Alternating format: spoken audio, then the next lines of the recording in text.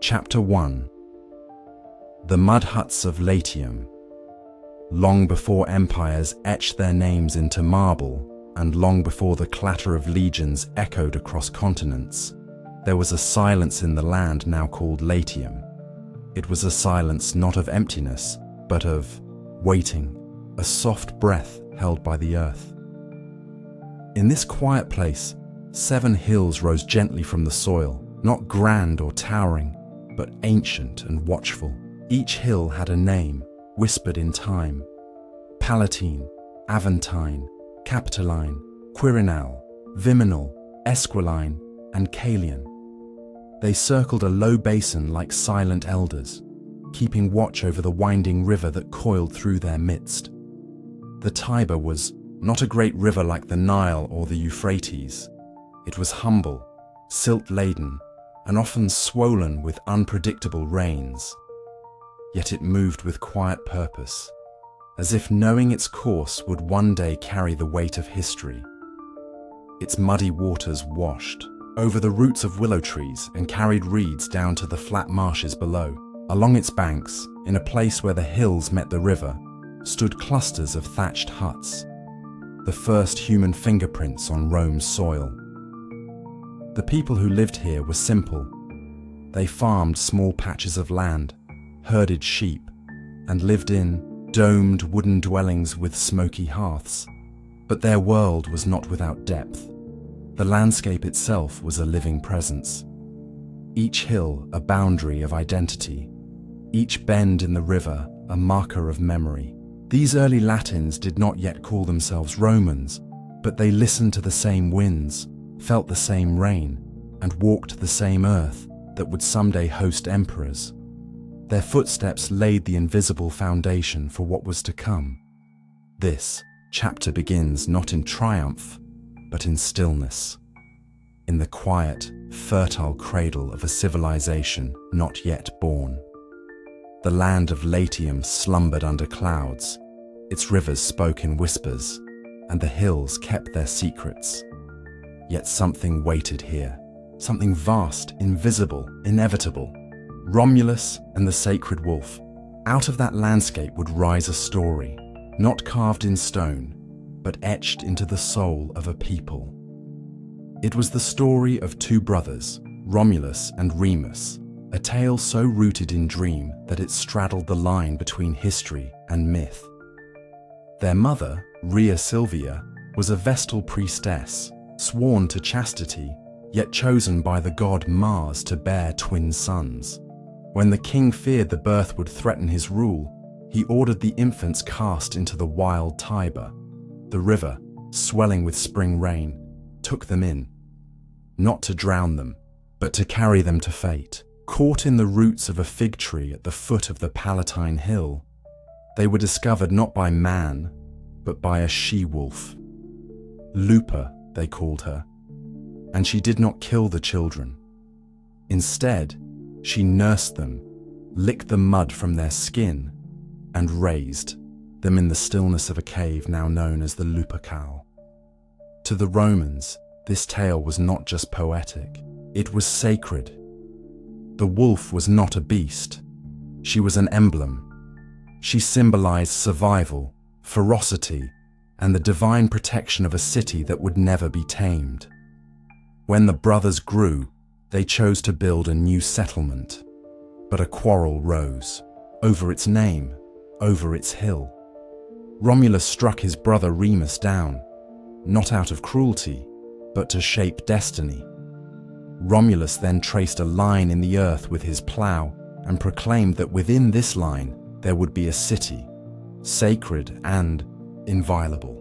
That line would become the walls of Rome, and Romulus, both founder and fratricide, would become the first king. His name would be echoed in eternity, not because he was the wisest or most just, but because he began the story. This myth, retold, in temples and taverns alike, would become the heartbeat of Roman identity. It was a tale of survival, violence, and fate. And in its threads, one can already sense the nature of the empire that would grow from the soil of Latium. Rome would always carry the hunger of the wolf and the burden of the brother's death. Etruscan, shadows, but Rome did not rise alone. To the north lay a people more advanced, more mysterious, the Etruscans. Their cities were older, their tombs deeper, their gods darker. They built in stone while Rome still used wood. They wore togas of deep crimson and placed elaborate mirrors beside their dead. To the Romans, they were both admired and feared. In those early centuries, Rome was shaped by Etruscan rule. 3 of its 7 kings were Etruscan, and they brought with them knowledge of irrigation, urban planning, and ritual. It was they who drained the marshes of the Forum, they who laid the foundations for temples, and they who taught the Romans to read the skies and entrails alike, to divine the will of the gods. The Etruscans taught that life was fleeting, that death was near, but that dignity could be preserved through ritual. Their funerary art showed banquets, music, and dancing, a civilization unafraid of endings. From them, Rome inherited its sense of grandeur, its obsession with omens, and its belief that the heavens mirrored human affairs. But the Etruscans did more than educate, they ruled. The kings of Rome, particularly Tarquinius Priscus and Tarquinius Superbus, brought splendor, but also tyranny. Beneath the guidance of the Etruscans, Rome learned to build and to rebel. It was a lesson written in stone and shadow. The Etruscans would fade in time, their language lost, their gods forgotten by most.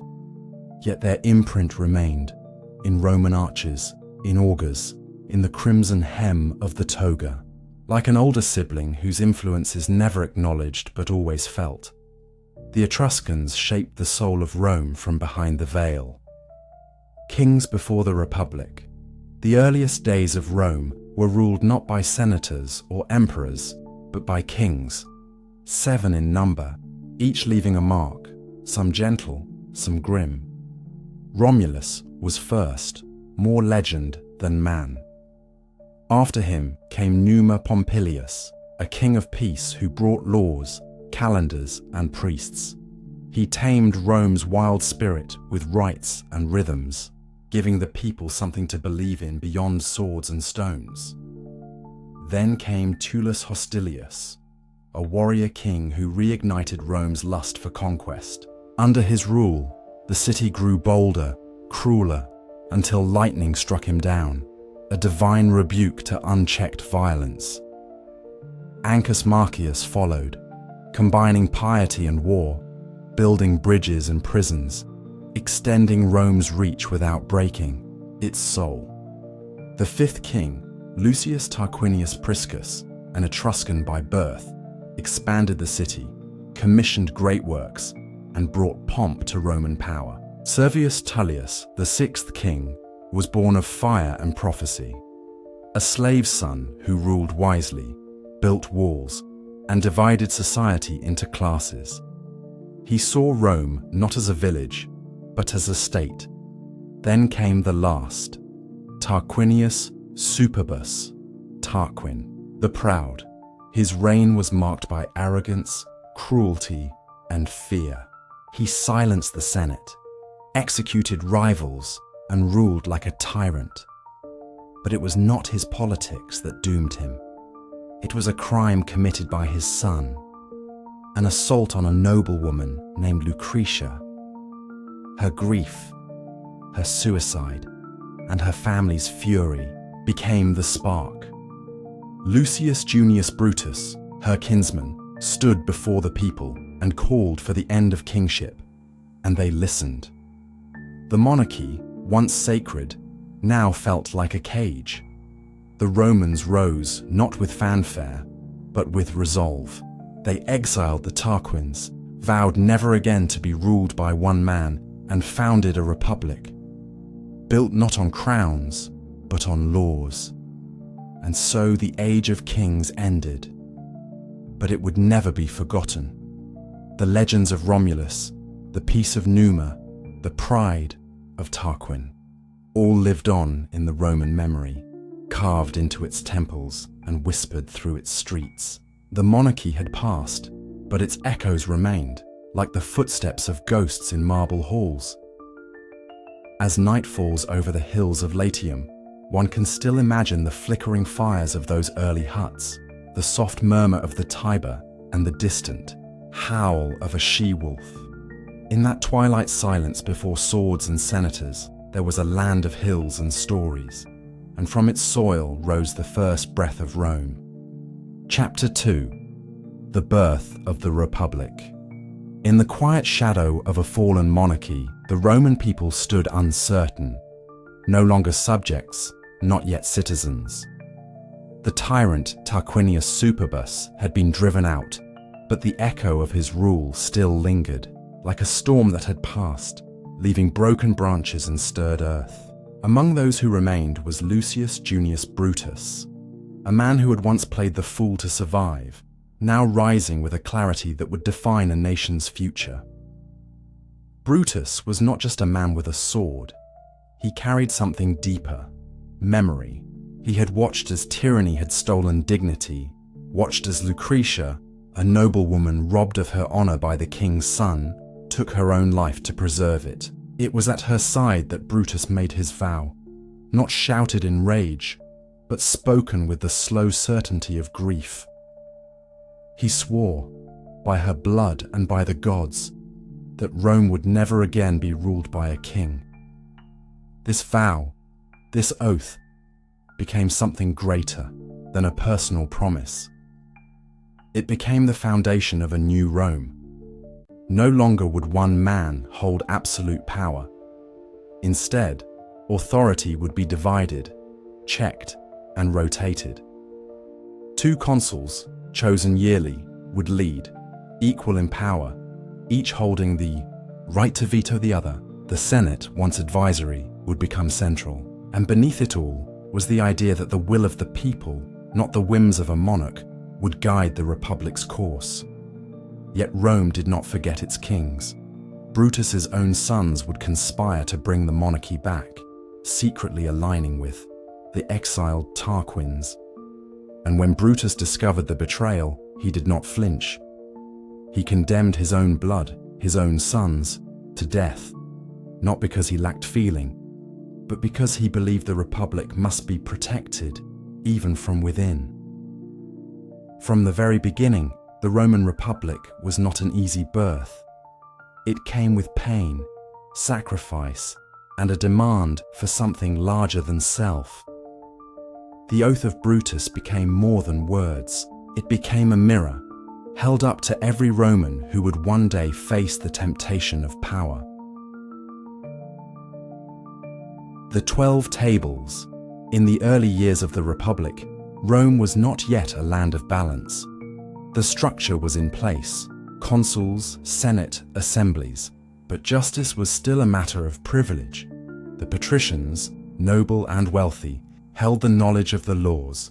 They interpreted them, guarded them, and often bent them. The plebeians, the common people, were expected to obey. But what they obeyed was not written, not clear, not fair. The call for justice came not with rebellion, but with insistence. The plebeians demanded that the laws be written, not as an act of protest, but as a plea for stability. They wanted clarity, consistency, and the dignity of knowing their rights. And so, after long deliberation and resistance, the Senate agreed. A commission was formed. 10 men, known as the Decemviri, were chosen to write the laws of Rome. They did not write from palaces or temples, but from a place of purpose. And when they were done, they etched the laws into bronze tablets, 12 of them, and placed them in the forum for all to see. No longer would justice be hidden behind noble lineage or whispered interpretation. It was carved in metal, displayed beneath the sky, subject to the eyes of all. The 12 Tables were not perfect. They were harsh at times, and their words were forged from the iron of their era. but they were a beginning, the first step in Rome's long walk toward legal equality. They laid down rules for property, contracts, family, and punishment. They established limits, defined procedures, and planted the seed of law as a civic foundation, not a tool of rule. For the first time, a plebeian could point to a law and know it was his right. For the first time, a Roman could say, "This is written, this is known." The Republic began to feel real, not just as a structure, but as a shared agreement between those who ruled and those who were ruled.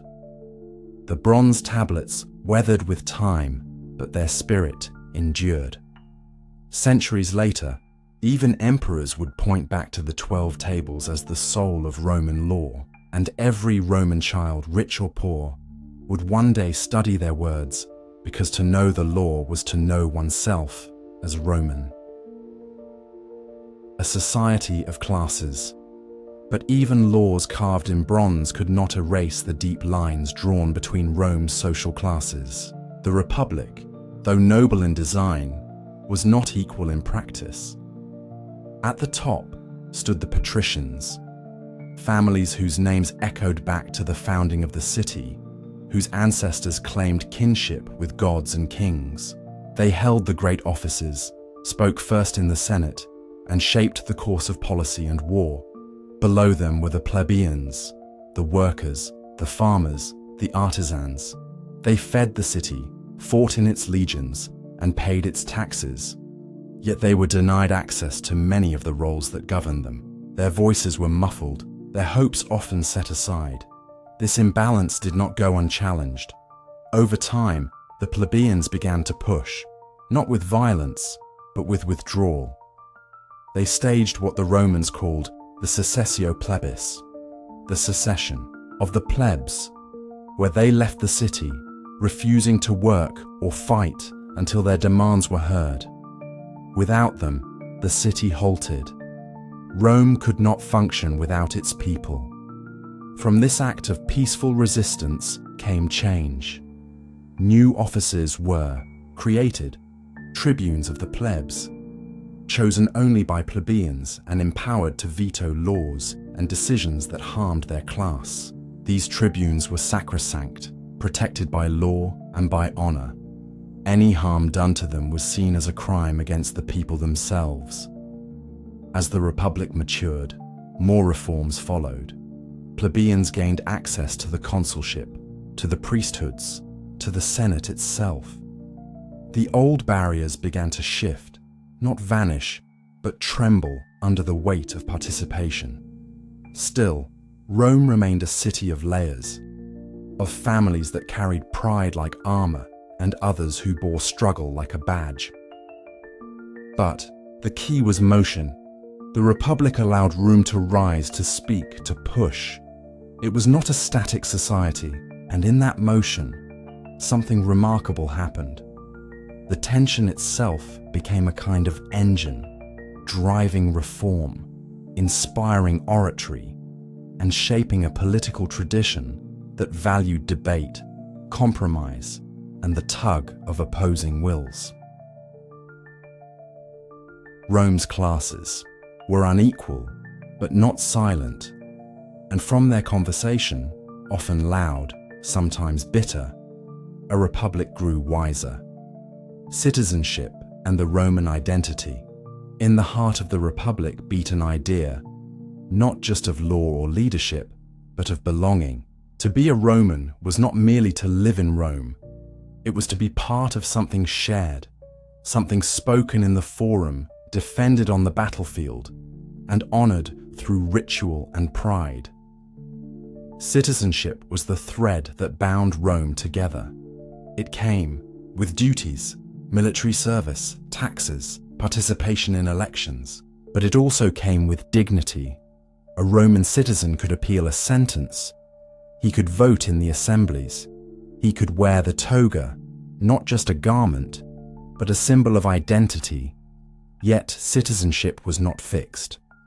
As Rome grew, so too did the circle of inclusion.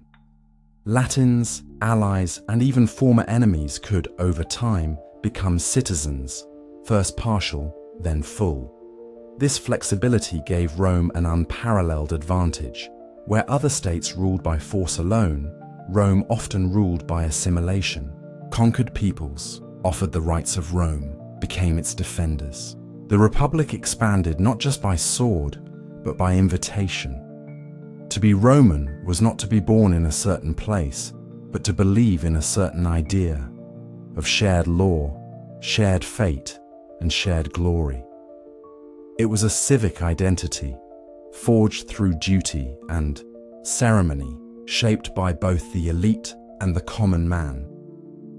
Roman identity was performed in daily life, in prayers to household gods, in sacrifices at public festivals, in the recounting of family lineage and public virtue.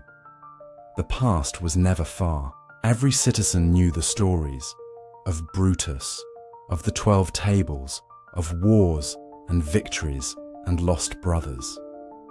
History was not abstract. It was living, breathing, and carried in the memory of each generation.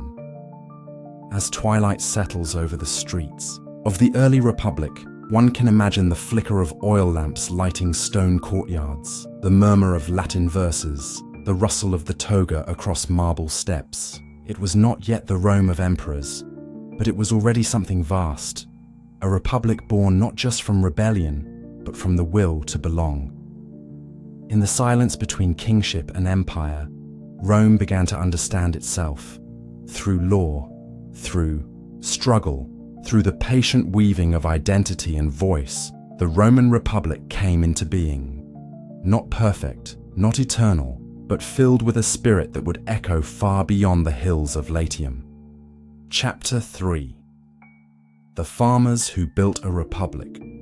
In the early light of a Roman morning, before the empire dreamed of marble arches or golden laurels, there was only the quiet rhythm of the land. The hills of Latium rolled gently into the distance, cloaked in mist and silence. The scent of dew on tilled soil mixed with the low murmurs of oxen rising. This was where Rome truly began, not in senate halls or temples, but in the furrowed fields where men planted grain and hope in equal measure. The Roman farmer was not merely a man of the plough, he was also a soldier. In the Republic's early centuries, every citizen was expected to defend the very earth he worked. The men who sowed seeds in spring often marched to war by summer, swords replacing scythes, shields taking the place of baskets. These were the citizen soldiers, guardians not of empire, but of homeland. Their lives followed the seasons, each one holding its own rhythm of duty. Winter meant repair and waiting. Spring was planting, laboring side by side with family and neighbors. Summer sometimes brought war, campaigns against neighboring tribes, calls from the consuls to form the ranks. And autumn, if they survived, meant harvest. Then, the grain would return to the domus and the sword would be sheathed until next year's call. These men did not fight for glory. They fought because Rome was theirs, not an idea, but a field, a vine, a plot of land handed down from father to son. Their courage was practical, their loyalty sown into the earth. It was from their labor that Rome drew its earliest strength, not from wealth or conquest, but from endurance, the patient, stubborn endurance of those who knew that to lose the land was to lose everything.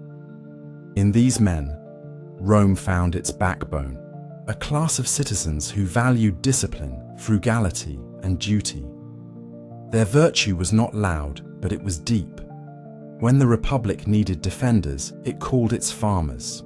And the farmers came, muddy, tired, unshaken, family and the hearth beyond the fields, life centered around the domus, the Roman home, not grand or ostentatious in these early years, but purposeful and sacred. At its heart burned the hearth, tended by the mother or eldest daughter, feeding the flame that was both literal and symbolic. This fire was more than warmth. It was continuity.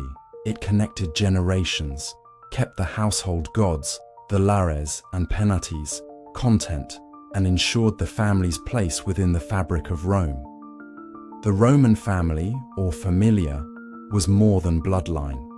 It was a structure of order, discipline, and reverence. The father, or paterfamilias, held absolute authority. His word was law within the home. He guided not just daily chores, but moral direction, teaching sons to respect duty, daughters to respect modesty, and all to honor their ancestors. Portraits and wax masks of forefathers were kept in the atrium, displayed during funerals, celebrated during festivals. Memory was not left to chance. It was curated, revered. To be Roman was to know where you came from, to understand your place in a long, unbroken chain. A child's name bore the weight of heritage. A family story was its greatest treasure. Discipline began young. Children were taught to rise early, to greet elders with respect, to sit silently during adult conversations. Boys learned to read and speak well, but also to bear pain and delay pleasure.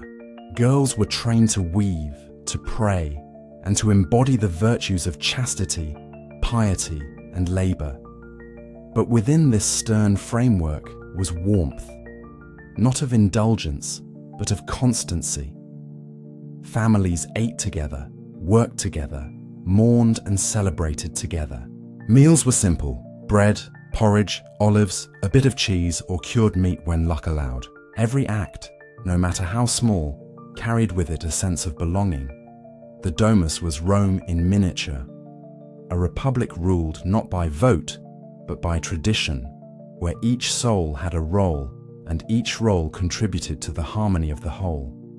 From these humble hearths came the values that would shape generations: frugality, courage, devotion, carried from firelit kitchens into the wider world, latifundia and the land crisis. But time, like the river, changes everything. As Rome expanded its reach beyond the hills of Latium, victory brought with it not only glory, but disruption. Conquered lands flooded into Roman hands, and with them came a new economy, one no longer dependent on small farmers, but on the vast estates of the wealthy. These estates were called latifundia, wide tracts of land owned by the elite, worked by slaves captured in war.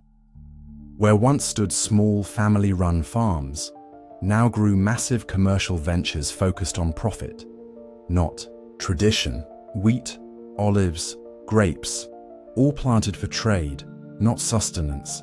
And the farmers, the men who had once balanced plough and spear, found themselves pushed aside. While they served in campaigns far from home, their modest plots went untended.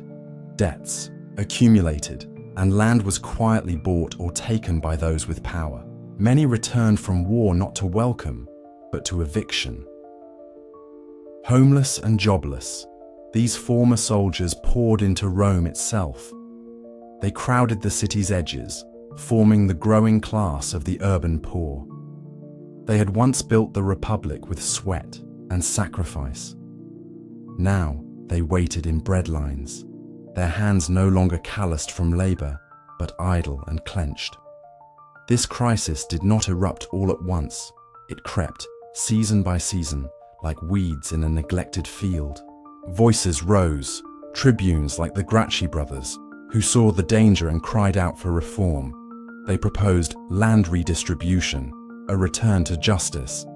But the latifundia were powerful, and power does not yield easily. Rome, in its pursuit of empire, had turned against its roots. The very men who had ploughed its beginnings were now strangers to its soil. And the republic, once founded on the dignity of the farmer, now rested on imbalance, rich fields owned by few, and a swelling multitude fed but unheard. In this growing silence, something ancient began to fade. Not the land, but the soul that once worked it.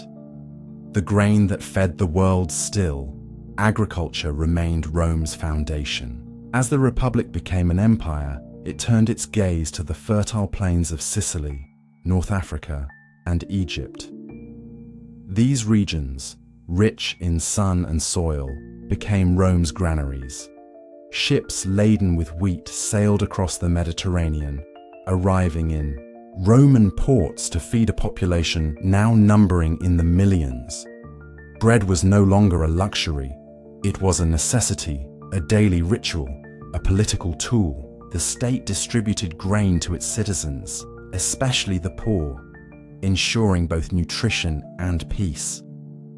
The annona, or grain dole, became a symbol of Rome's reach and its promise to feed its people, no matter how vast it became. But this abundance came with a burden. Local farming declined further as foreign grain undercut prices. Dependency on imports grew. Disruptions in harvest or shipment caused panic. The relationship between land and citizen, once intimate and sacred, now felt distant and bureaucratic. And yet, within the very act of feeding, Rome revealed its genius. The organization of supply, the storage, the distribution, all orchestrated with astonishing scale and order. Even emperors would later be judged by the fullness of the grain supply. To govern Rome was to feed Rome.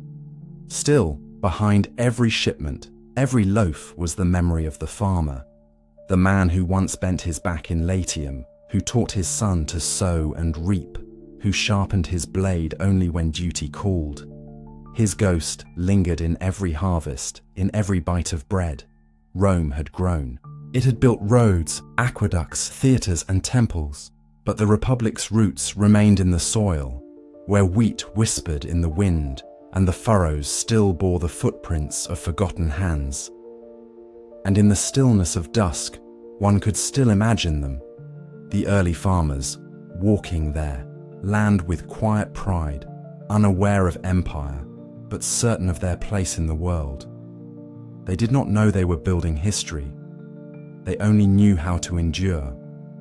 And it was that endurance, not ambition, not conquest, that gave Rome its first and truest strength. Chapter 4. The Rise of the Legions in the gentle mist of early morning, when the fields of Latium were still blanketed in silence, the heartbeat of Rome was already pulsing far beyond its walls, not in song or trade, but in the measured steps of men in armor, citizen soldiers becoming something more. War, once a seasonal necessity, had become a rhythm that never slept. It crept into the soul of the Republic, shaping its people not only by what they defended, but by what they became. In doing so, for Rome, war was never an accident. It was not a matter of greed or glory alone, but of survival and memory. Rome's earliest days had taught her this truth, that to remain still was to fall behind, and to fall behind was to perish. Conflict was not simply endured, it was absorbed into the very marrow of the Roman identity. Military service became the mark of a true Roman. It was an expectation, a rite of passage, and a form of devotion. To fight for the Republic was to affirm one's citizenship. To say not in words, but in wounds and sacrifice, I belong. Consuls led armies not just because they had to, but because the people trusted only those who bled for the state, to guide it. And the Senate's debates often echoed the marching boots outside the city. War was never distant, never abstract. Even in peacetime, the idea of conflict lingered, shaping how Romans saw themselves and others. Boys grew up hearing the names of heroic generals, not poets. Statues were carved not of philosophers, but of conquerors. And the gods themselves, Mars especially, stood at the center of public life, honored with rituals that fed the Republic's unspoken promise. Rome endures because Rome fights. To live in the Republic was to walk beneath banners and echoes. The military was not a branch of government. It was the Republic's spine, and it carried the weight of its people's will. The Manipular Formation. As Rome stepped beyond the confines of Latium and into the broader theatre of the Mediterranean, it met new enemies, new strategies, and with them, new challenges. The Phalanx, a formation of tightly packed spearmen inherited from the Greeks, had once sufficed. But on the rough hillsides and jagged fields of Italy, it became a cage, rigid, fragile, vulnerable to the terrain and the unexpected. And so Rome, always the student of necessity, evolved. From the rigid lines of the Phalanx, the Manipular Formation was born, a marvel not of complexity, but of adaptability.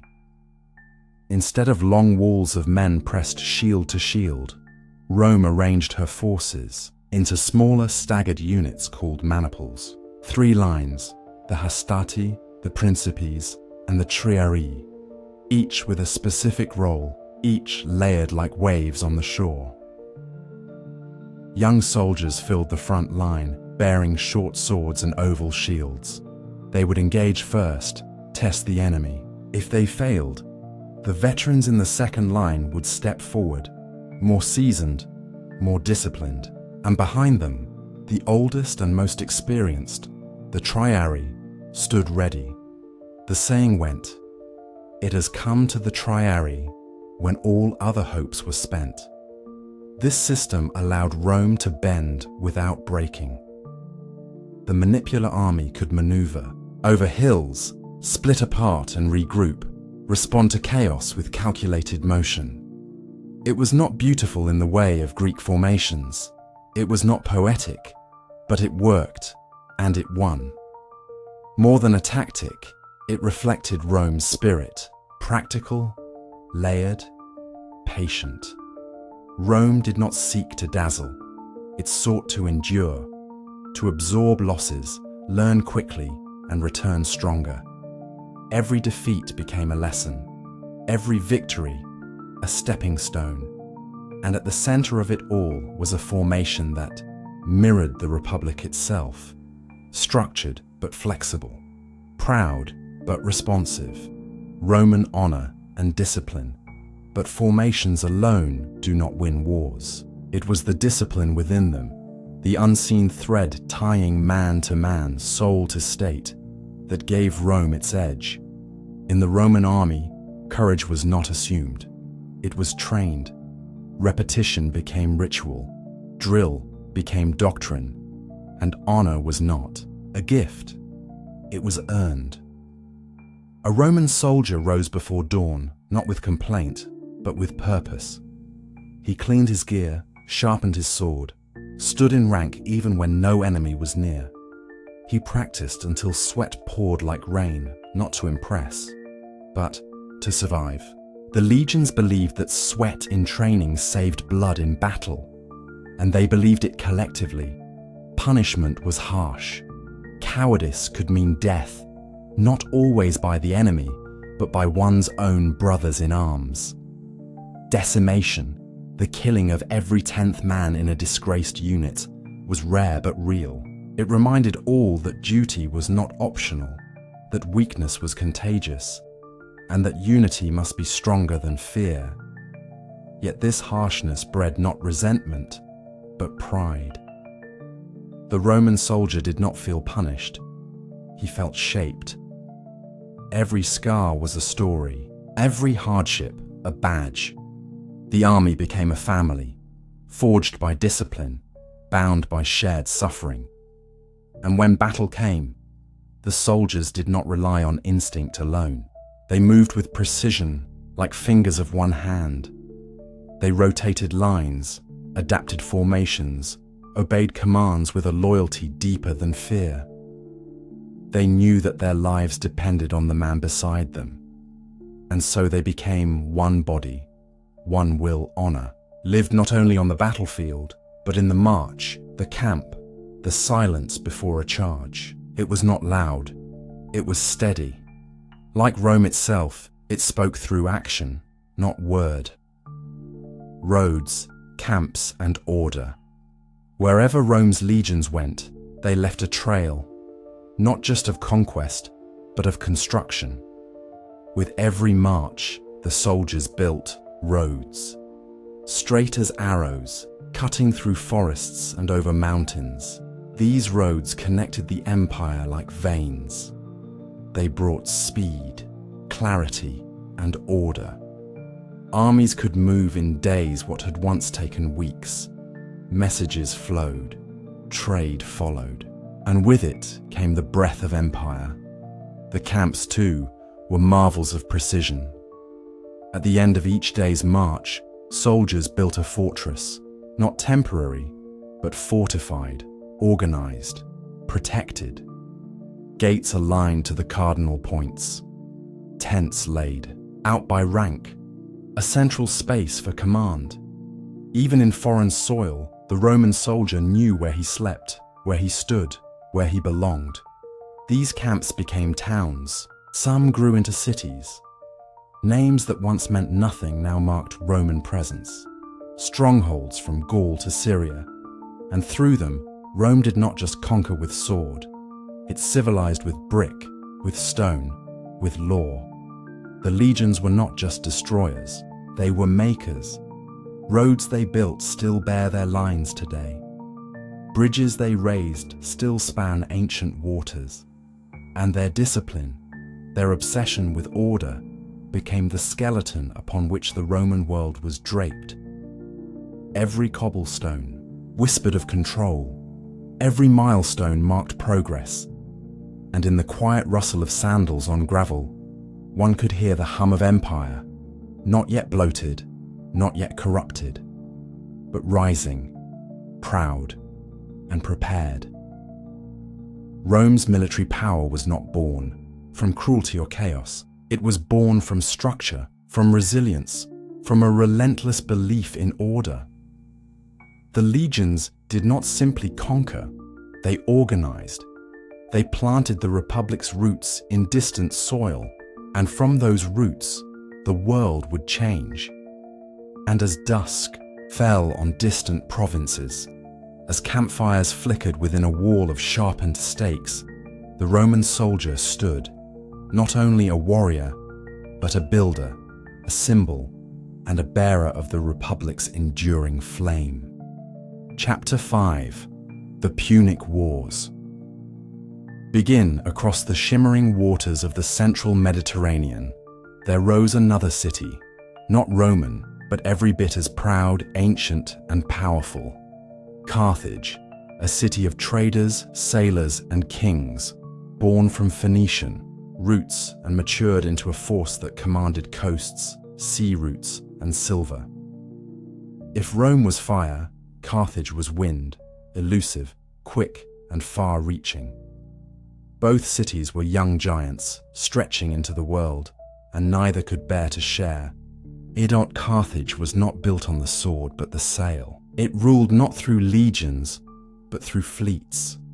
Its harbors welcomed goods from Africa, Iberia, and the eastern seas. Gold, spices, dyes, and ivory. Carthaginian merchants spoke a dozen tongues and kept ledgers like scrolls of conquest. They measured their power not in acres of land, but in the reach of their vessels and the sound of their coin. But beneath the calm surface of trade there was discipline. Carthage had its own armies, hired from distant lands, Numidian cavalry, Iberian, swordsmen, Gallic brutes. It commanded respect, not by blood ties, but by payment and power. Its navy, however, was its soul, sleek, fast, deadly.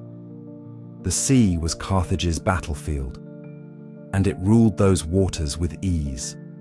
Rome watched with suspicion, though the two powers had once signed treaties of peace and spheres of influence. The distance between their ambitions narrowed with every passing year.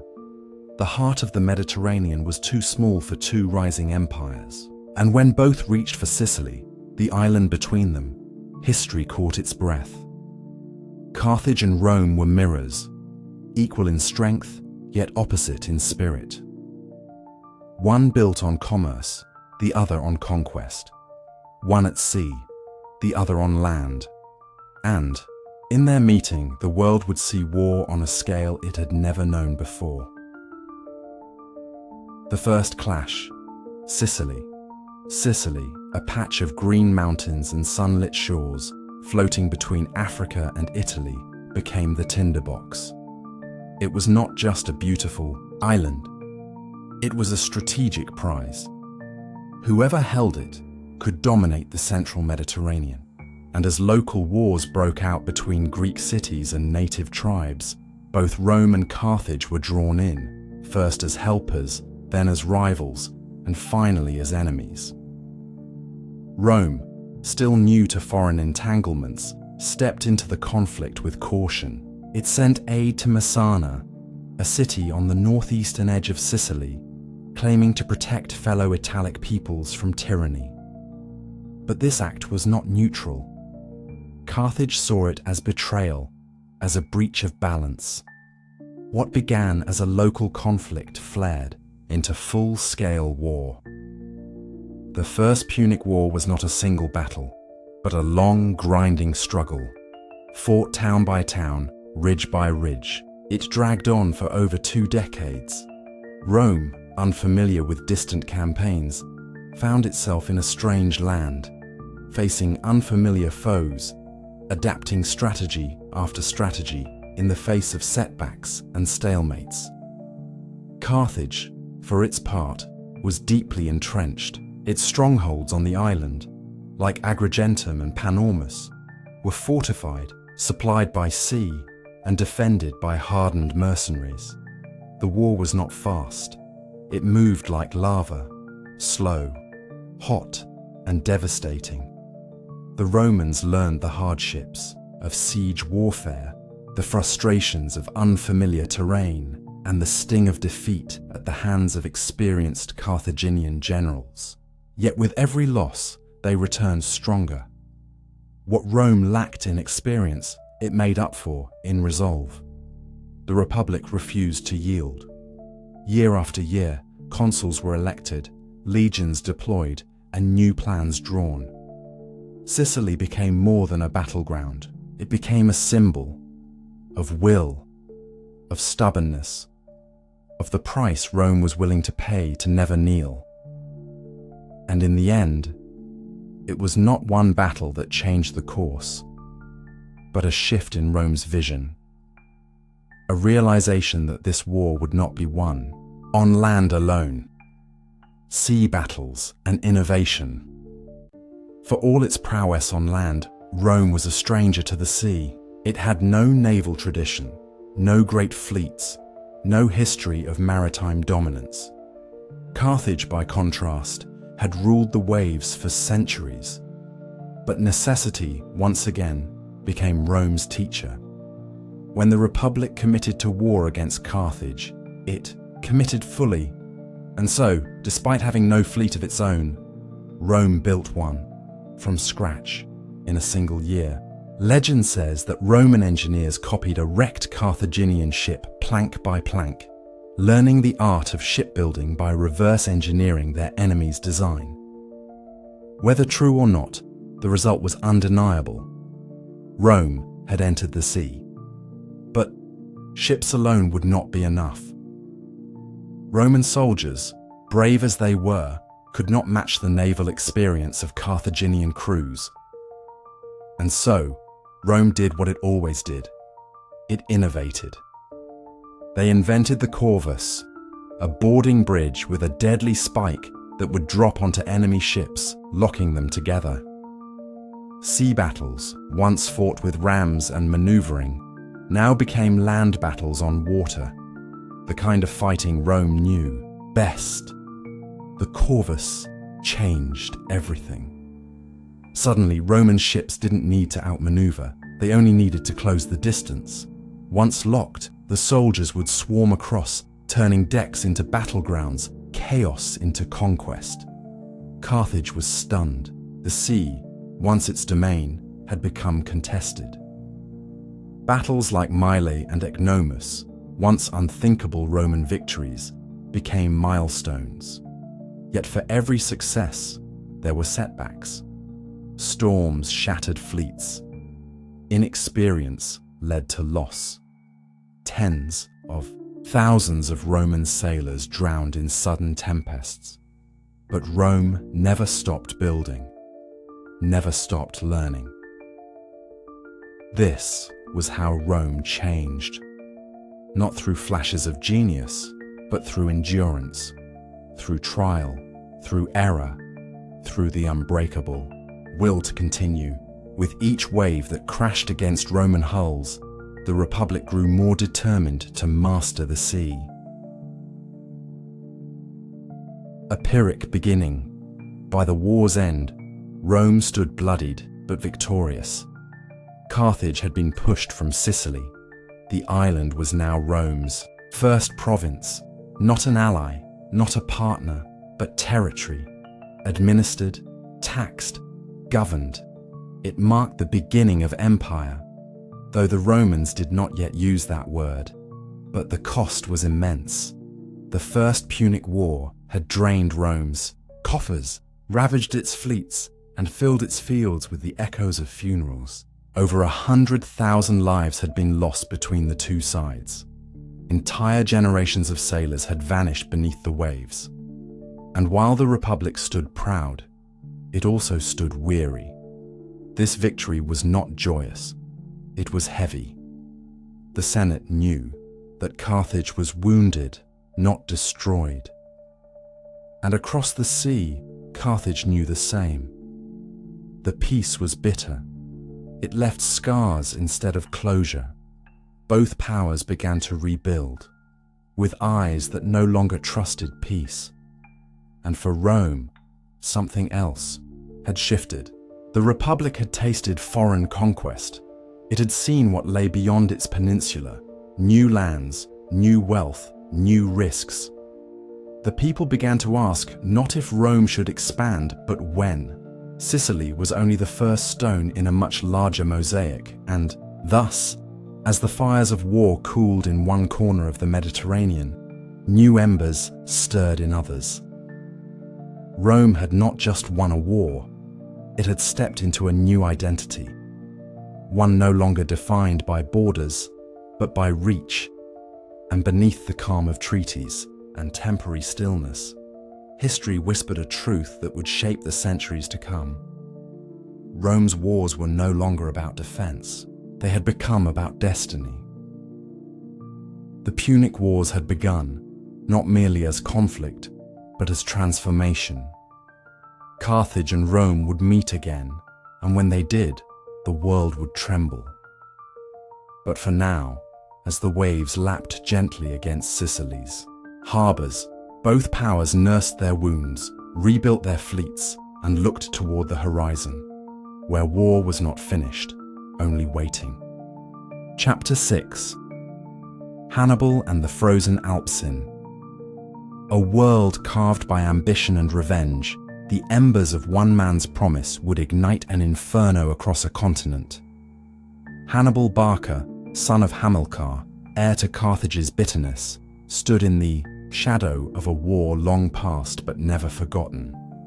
The First Punic War had ended with Carthage humbled, Sicily lost, and Rome ascendant. But for Carthage, especially the Barcid family, it was not an end, it was a wound.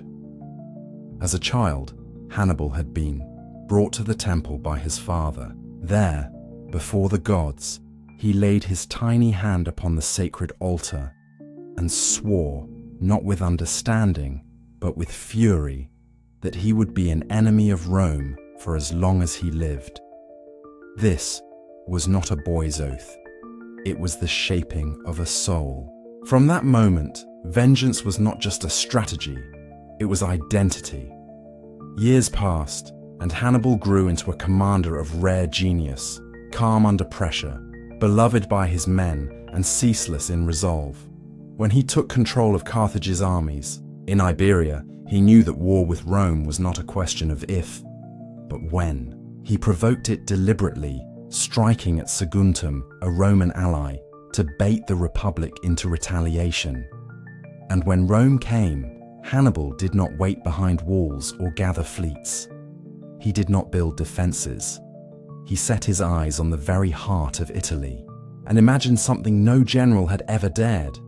An invasion not from the sea, but from above, over the roof of the world, through the snow-covered Alps, past the limits of reason, with elephants, cavalry, and thousands of infantry.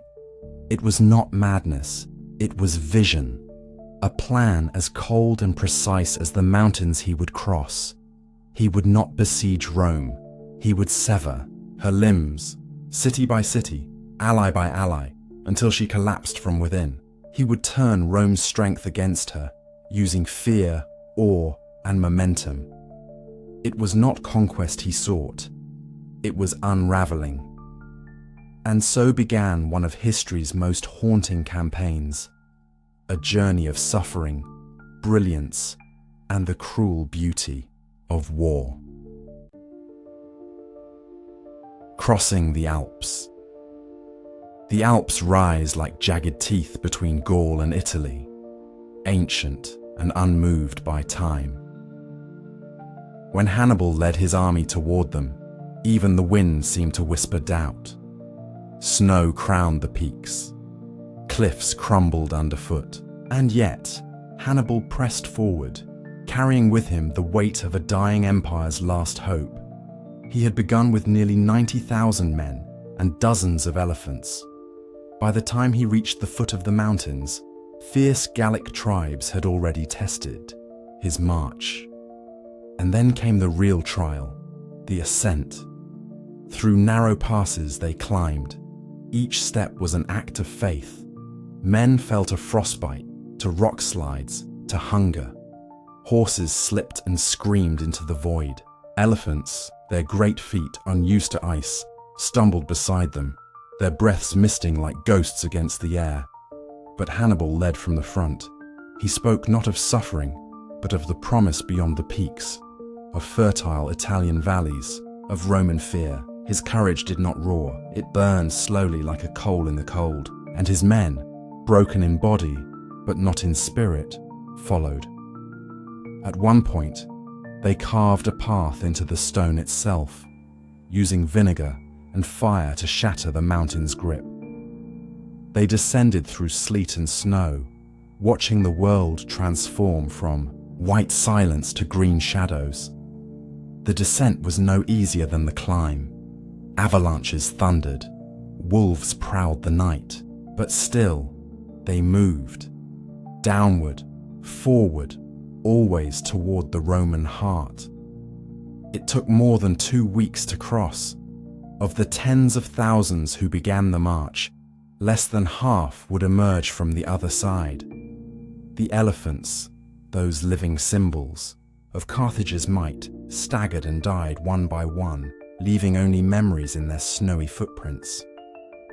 And yet Hannibal had done the impossible. He had brought an army not to the gates of Italy, but into its very belly, silently, fatally. Rome awoke to a nightmare on its doorstep, an enemy not announced by fleet or siege, but by the crunch of foreign boots in its own soil. The shadow over Italy. For 16 years, Hannibal remained in Italy, a phantom among fields and cities, a shadow that danced just beyond Rome's reach. He did not march on the capital, nor did he lay waste to the countryside without cause. He moved like water, flowing through valleys, sweeping through armies, appearing and vanishing with terrifying purpose. He offered alliances to Rome's subjects. Some joined him, fearing his wrath or admiring his resolve. Others resisted and were punished with precision. Hannibal's army, made up of Spaniards, Gauls, Numidians, and Carthaginians, became a mosaic of fury, bound not by nation, but by loyalty to a man who had defied the impossible. Each winter, Rome waited for him to retreat, and each spring he returned, more dangerous, more confident. His campfires became myths. Children grew up with his name as a warning. Farmers looked to the hills and wondered if he still watched from the mist. Rome, stunned by early defeats, reshaped itself. In response, it began to raise armies faster, to train harder, to study its enemy. Hannibal, in turn, adapted, always one step ahead, always elusive. His presence was more than military, it was psychological. He was a storm that would not pass. And though he could not breach the walls of Rome, he breached something deeper, its sense of invincibility. He made the Republic feel fear, and in doing so, changed the tempo of history.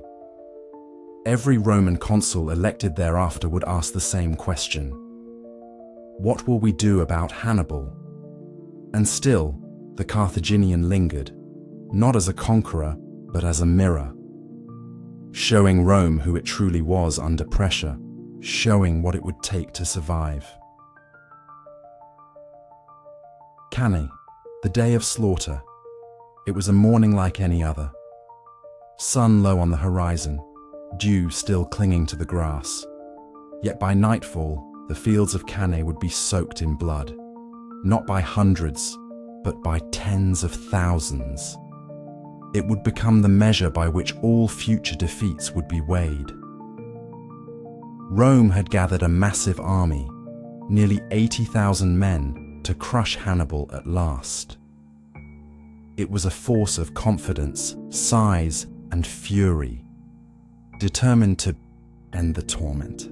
They found him near the town of Cannae, in the southern plains, where the open space suited the sheer numbers they would bring to bear.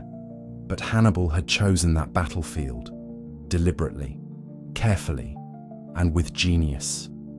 He placed his weakest troops in the center, knowing they would buckle under Rome's charge. He stationed his cavalry and elite units on the flanks.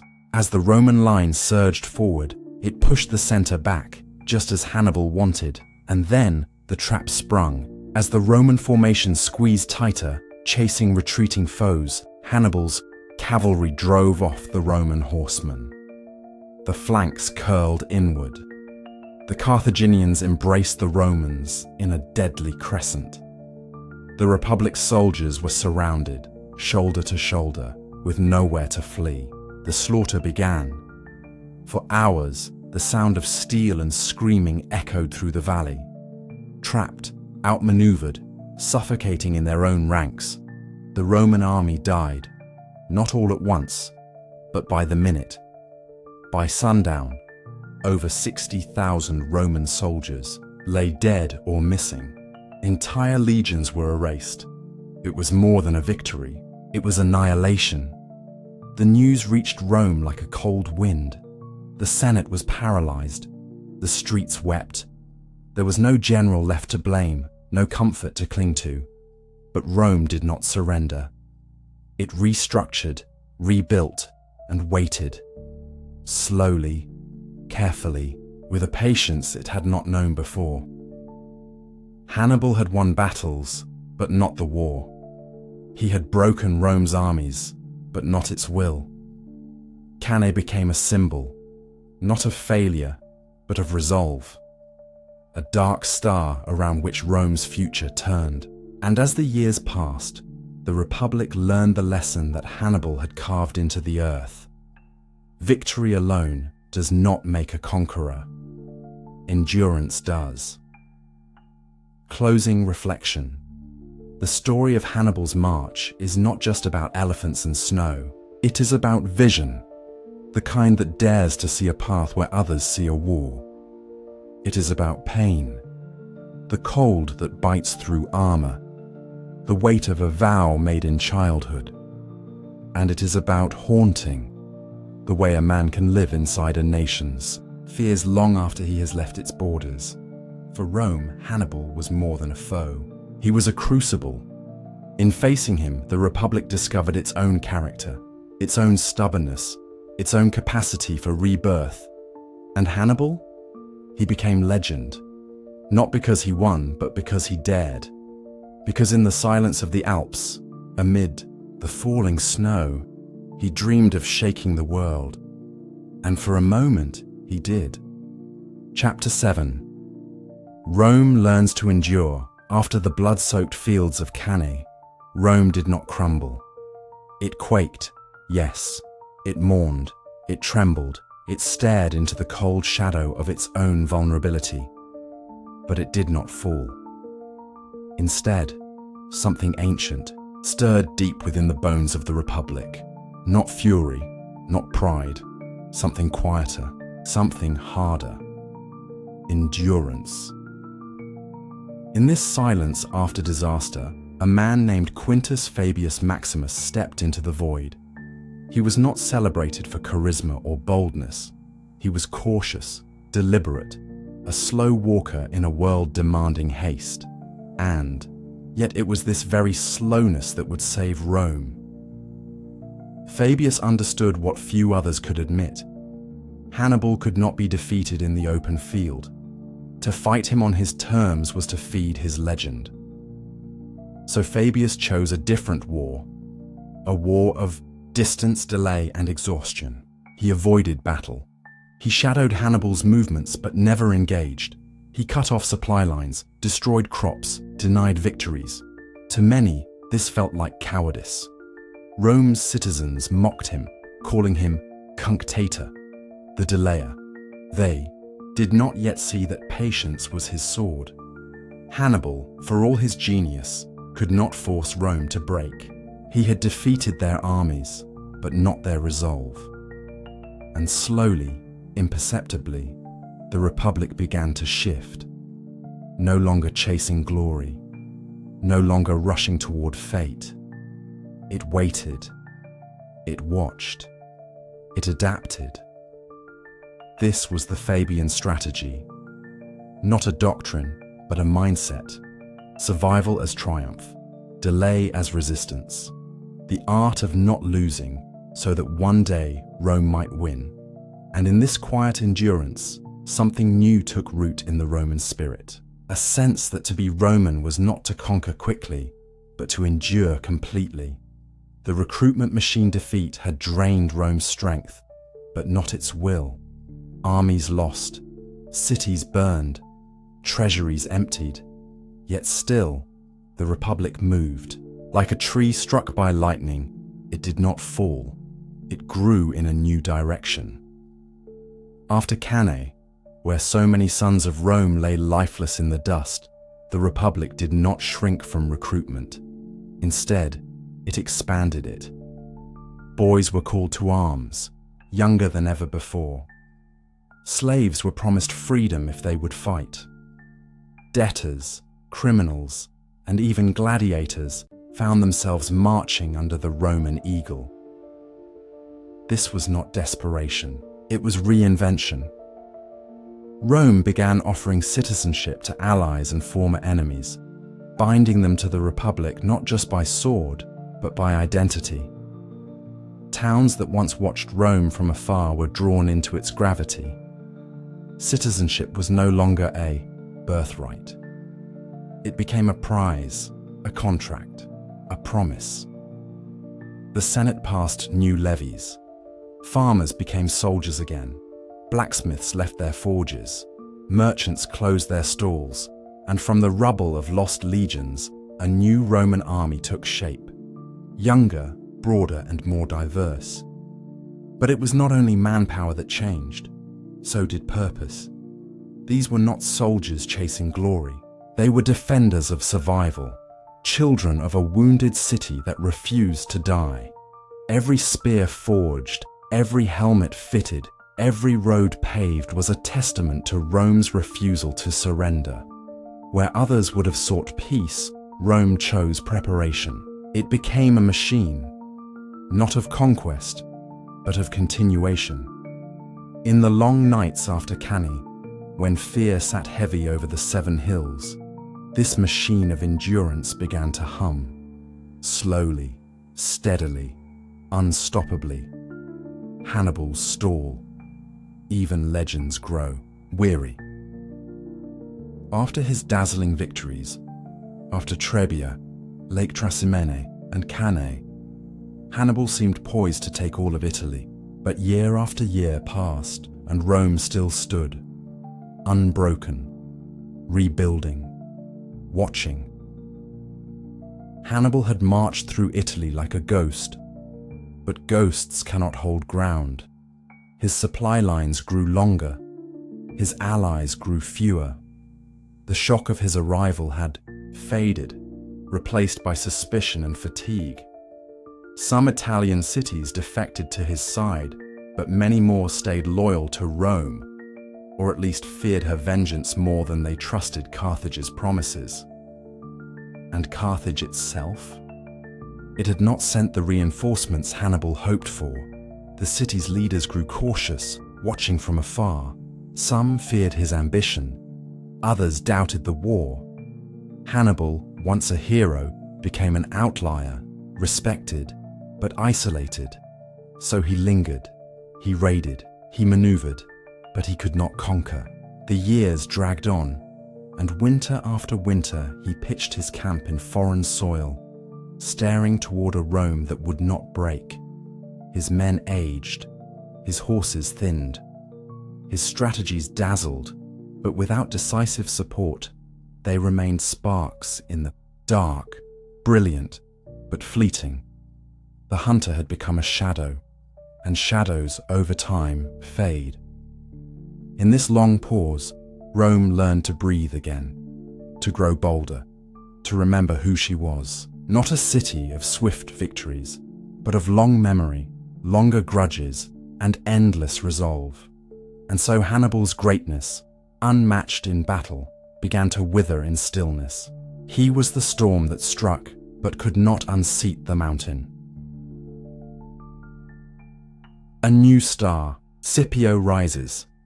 While Hannibal wore down in the fields of Italy, across the seas and sand of Spain, a new name quietly began to rise, one that would change everything. Publius Cornelius Scipio. He was young, far too young for the task placed before him, but Rome had lost much, and with loss came risk. And so Scipio, son of a fallen general, was given command in Iberia, the very land where Hannibal's family once ruled with fire. What followed was not the brashness of youth, but the brilliance of vision. Scipio studied his enemy. He understood Hannibal's mind, the need for surprise, for speed, for psychological weight. But he also saw the flaw. Hannibal had no home base. Scipio would strike at Carthage's roots. He moved quickly, liberated cities, formed alliances, won trust through honor. And most of all, he learned. From every ambush, from every loss, he refined his thinking. He was not Hannibal's mirror. He was his answer. And in time, he pushed the Carthaginians out of Spain completely. Their power fractured, their gold dwindled, their hope began to tilt toward dread.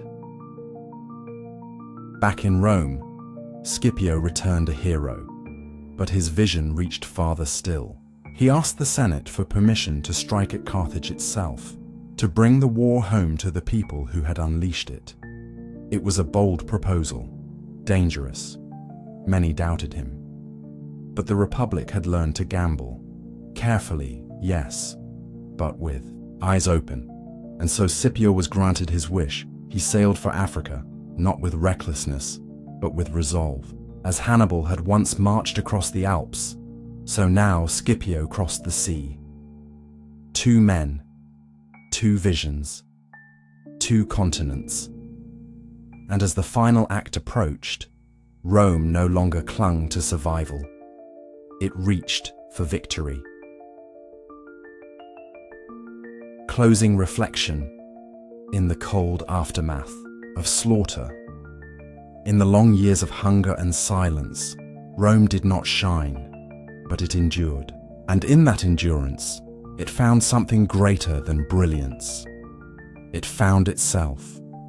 This chapter of the Republic's story is not filled with dazzling triumphs or poetic justice. It is filled with grit, with patience, with the quiet power of refusal. The refusal to yield, to forget, to vanish. Fabius taught Rome to wait. The Senate learned to adapt. The citizens learned to fight. And a young man named Scipio stepped into history, not with a roar, but with calm, deliberate fire. What Hannibal taught Rome, through horror and brilliance, was how to become invincible, not by speed but by stillness, not by ambition but by unbreakable identity. And in learning to endure, Rome planted the seed of its empire, not in victory, but in resistance. Chapter 8. The Battle That Changed the World. In the heart of Africa, beneath a sky dusted with ancient heat and restless wind, two shadows finally converged, each formed by years of war, each carrying the weight of nations. One was the storm that had shaken Italy to its roots, the other, the flame rising from Rome's quiet resolve. Hannibal, Scipio, warrior and counterweight, genius and mirror. They met not only on the battlefield, but within a space far deeper, a shared understanding of war, of strategy, of loss. Hannibal was older now. The brilliance remained, but it bore the scars of distance and time. His army, though fierce, was not the one he had led across the Alps. It was a mosaic. Veteran soldiers from faraway lands, hastily gathered allies, and memories of former glory. Scipio, in contrast, stood at the height of his momentum, calm, calculating, and deeply Roman in his method. He had studied Hannibal's every move. He had shaped his campaigns not in defiance but in response. Now, standing on Carthaginian soil, he knew that Rome's moment had come, not with fury, but with finality. Before the clash, the two men met face to face. History rarely offers such scenes, yet here, it allowed a moment of humanity. They spoke, they weighed peace, but behind every word, the truth stood firm. Only one could remain. It was not hatred that passed between them, but inevitability. A recognition. Two minds forged for war. Two men raised by empire. One would end the journey that the other had begun. The return home. For Hannibal, the return to Carthage was not a homecoming. It was a reckoning. Years had passed since he had stood upon Carthaginian ground. He had been a legend abroad, a phantom haunting Rome. But now, in the streets of his own city, he walked not as a savior, but as a question. Some cheered his name, others looked away. Carthage, once proud, now trembled. Its wealth had waned, its courage too. The Senate, cautious and frayed, called him back only when the threat loomed near. When Scipio's arrival in Africa left them no choice, Hannibal answered, but he knew. This was not a command made in strength, but in fear. He rallied what he could, trained those who still believed, reformed cavalry, gathered the veterans who had once followed him into the depths of Italy, and he prepared for the final blow. Not because he believed it would succeed, but because he had sworn, as a boy, to destroy Rome or die trying. This was no longer a campaign of conquest. It was memory, duty, and defiance. A general returning, not to win, but to stand, one last time, in the place where it all began. Hannibal, now greyer, now weathered, stood not as the spectre of Rome's nightmares, but as a man, carrying the full weight of an empire's last hope. Zama. And then came Zama. The plain was flat and open, the air dry, the dust eager to rise. It was a field that offered no secrets, no ambushes, no mountains to protect or rivers to trap. Just earth and sky and destiny. Hannibal arranged his army with the logic of a veteran. He placed his war elephants in front, a line of thunder, meant to shatter the Roman formation before the infantry could even engage. Behind them, mercenaries from distant lands, then Carthaginian citizens. And at the rear, his veterans, the hardened men who had crossed with him into Italy and survived. Scipio, poised and composed, countered with discipline. He arranged his legions in corridors, leaving deliberate gaps through which the elephants might pass harmlessly. It was not strength alone that defined Rome that day. It was understanding. The elephants charged. The earth shook. But Scipio's formation held, and the beasts found themselves confused, panicked, neutralized. The Roman soldiers allowed them to pass, then struck from the flanks.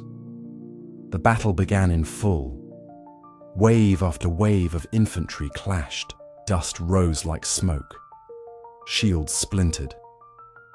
The screams of the dying mingled with the roars of those who fought to live. Time blurred. Sunlight flashed off metal. Sand turned red beneath the feet of men who knew this field was history being born. When Hannibal's final line, his veterans, finally advanced, the battle reached its most brutal moment. The Romans met them head-on, not outnumbered, but determined. And somewhere in that chaos, somewhere in that storm of sweat and steel, Rome won. It was not swift, it was not easy, but it was complete. Hannibal's army broke. Carthage fell to its knees, not raised, not yet, but humbled, broken. And as the sun dipped below the horizon, the world shifted. The Mediterranean, once shared, now bent toward Rome. Aftermath and Ascension Carthage would live for a time. Rome did not destroy it, not then.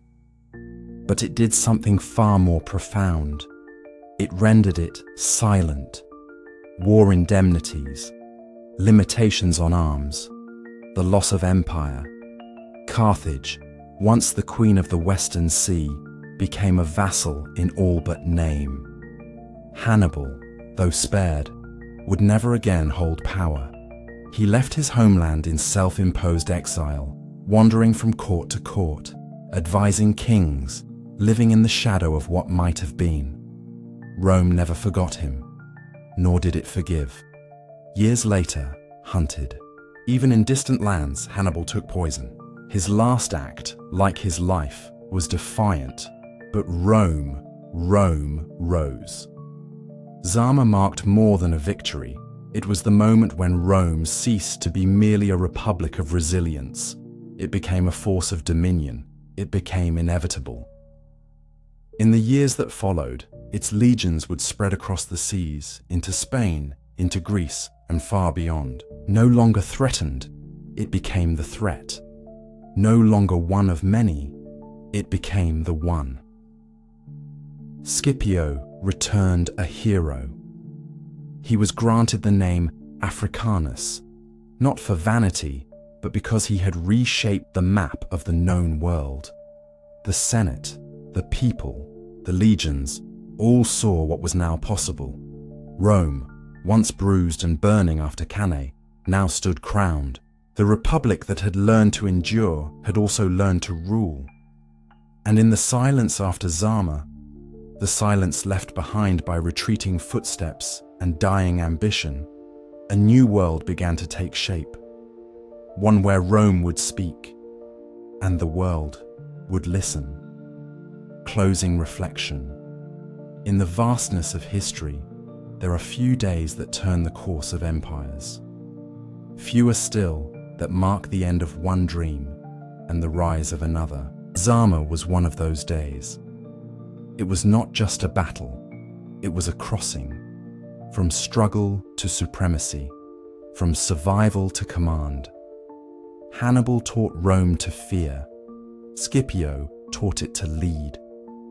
And as Carthage faded into quiet memory, Rome stepped forward, not as a city, not even as a republic, but as an idea too vast to ignore. An idea that would echo for centuries, in stone, in law, in language. Zama was not the end, it was the turning, the breath between stories.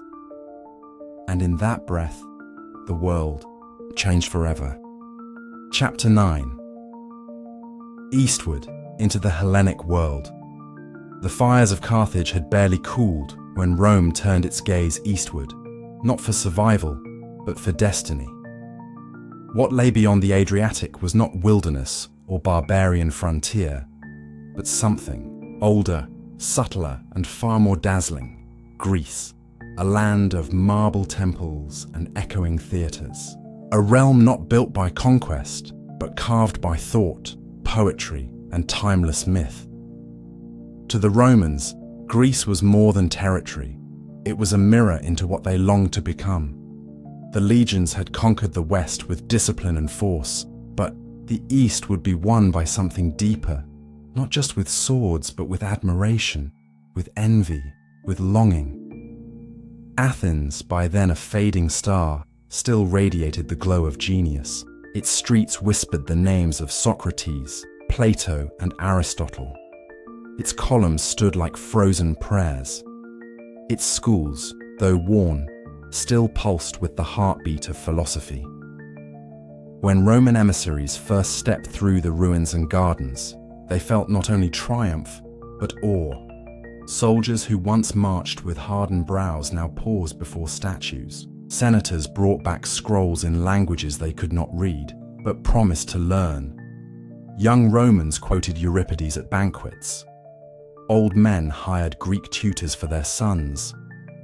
Slowly, silently, and completely, Greece seduced Rome. This was not plunder. It was absorption. Rome had steel, but Greece had soul. And without ever raising a blade, Athens began to conquer the minds of her conquerors, Macedon and the Phalanx. But not all of Greece welcomed Rome's approach with quiet surrender. In the northern kingdom of Macedon, land of warriors and legacy, the fire of Alexander still flickered. Macedon did not philosophize, it prepared. The Macedonian Phalanx, once the terror of the East, stood as a monument to old warcraft. Spearmen locked shoulder to shoulder, their sarissas stretching forward like a wall of bristling death. It was rigid, disciplined, and had crushed armies across Persia. But it had not yet met the Roman legion. Rome, still learning, now faced an army shaped by kings. An army that believed in formations as much as in fate. The Phalanx moved like a single body, but it could not bend, and what cannot bend eventually breaks. In this clash of military cultures, the Romans did not just bring numbers, they brought flexibility. Where the Phalanx pushed forward in dense unity, the Roman manipular system opened and flowed, shifting with the rhythm of battle. They could pivot, adapt, collapse inward, and strike from the sides. Macedon fought as it always had. Rome fought as it had learned to, and in that difference lay the seed of a new order. Macedon did not fall easily. Its kings were proud, its warriors brave, but they belonged to an age already fading, a memory dressed in bronze. And Rome, no longer just a republic of farmers or defenders of their own, became something more, a power with appetite. The Battle of Cynoscephalae. The hills of Cynoscephalae, the dogs' heads, rose unevenly from the Greek earth, jagged and treacherous, crowned with fog and echo. It was here, in the folds of that rugged landscape, that history tilted once more. The year was 197 BC. On one side stood King Philip V of Macedon, his phalanx drawn up in rows like ancient iron teeth. On the other stood the Roman consul Titus, Quinctius Flamininus, with an army forged not only from steel, but from experience, from Hannibal, from hardship, from the fires of the West. As the two armies met, the weather turned, and the hills themselves seemed to conspire in confusion. The Macedonian phalanx, mighty in the flat, struggled on broken terrain. Coordination failed, communication frayed. The left wing surged ahead, while the right lagged behind, exposed, open, vulnerable. Rome saw the gap. The legionaries moved, swiftly, not in one block, but in pieces. Smaller units trained to think, to maneuver, to seize opportunity. The clash was not even. Macedon's spears could not turn quickly. Their length, once advantage, now hindered. Roman swords met them not head-on, but from the flanks, the sides, the spaces where rigidity faltered. The phalanx broke. The old world cracked. At Cynoscephalae, Rome proved more than strength. It proved modernity. It proved movement. Where Macedon held tradition like armor, Rome wore change like a second skin. And in that single decisive battle, the Hellenistic age gasped, not with drama, but with quiet resignation. The East would not fall. In flame, it would dissolve, quietly, elegantly, into Roman hands. Greece becomes Rome. Conquest did not end with armies. The real absorption came after the swords were sheathed. With Macedon humbled and Greek city-states drawn into Rome's orbit, a different kind of transformation began, one not written in treaties, but in culture. Greek tutors walked the marble halls of Roman villas. Their teachings shaped the very speech of the Senate. Boys who once studied only war now debated ethics in the style of Socrates. Rome's gods began to shift, their Latin names masking Greek origins. Jupiter echoed Zeus. Venus glimmered as Aphrodite once had. Poets invoked the Muses. Architects copied the symmetry of the Parthenon. Even Roman myths began to mirror Greek epics, retold, revised, but always infused with Athenian light. The conquerors had become the students. Yet Rome did not lose itself. It translated Greece, made it practical, Roman, firm. What was once ethereal in Athens became grounded in marble in Rome. What once echoed in the theatre now resonated in forums. Rome brought order to chaos, but Greece gave meaning to that order. This union of power and thought, of law and lyric, would become the foundation of the Western world. Not a collision, but a marriage.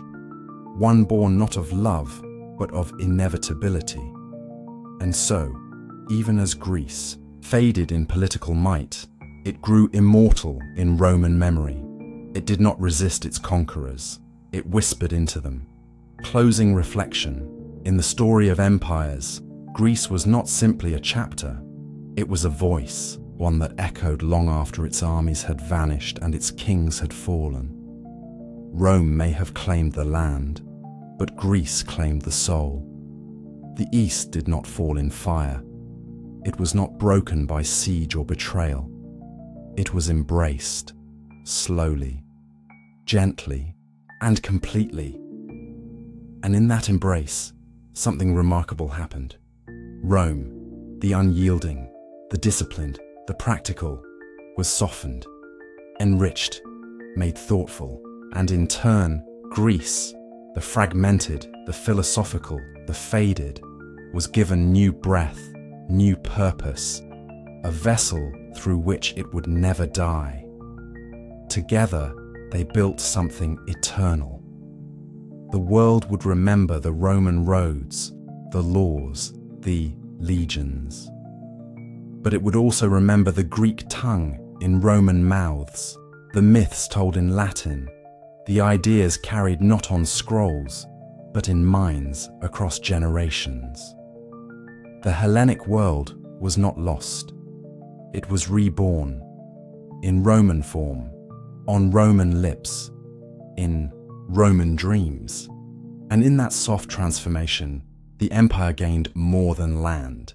It gained legacy. Chapter 10.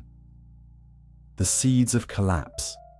It began, not with war, but with words. In the marble halls of the Roman Forum, among the columns that had long echoed with law and pride, two brothers dared to ask a question no one wanted to answer. What is Rome, if not just conquest and gold? What becomes of its people when victory leaves them behind? Tiberius and Gaius Gracchus were born not in rebellion, but in privilege, sons of a noble lineage, trained in rhetoric, steeped in the traditions of the Republic. And yet, their hearts bent not toward power, but toward justice. They looked not to the Senate, but to the people. And what they saw disturbed them. By the 2nd century before Christ, the Republic was changing. Land was no longer in the hands of farmers, but absorbed into vast estates, latifundia, owned by the elite and worked by slaves. The smallholder, once the soul of the Republic and its army, was vanishing. The countryside grew quiet. The cities swelled. And into the silence rode the Gracchi. Tiberius, the elder, stood before the people and proposed something daring. That Rome's stolen land be returned. That those who had too much give something to those with nothing. It was not a revolution, not yet, but it was enough to stir fear. The Senate, guardians of tradition and wealth, saw a threat. And when laws could not silence him, violence did. Tiberius was struck down in the street. His reforms left bleeding beside him. Years later, Gaius rose, softer in tone, sharper in strategy. He broadened the vision. Grain for the poor, roads and colonies for the landless, a voice for Italians outside Rome. But again, fear rose, and once more, it ended in blood. Surrounded, hunted, Gaius chose death over capture. His body lost, but his cry immortal. The brothers had tried to mend a tear.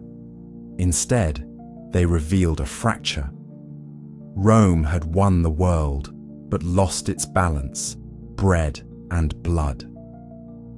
In the generations that followed, the city of Rome became the stage for a new kind of survival.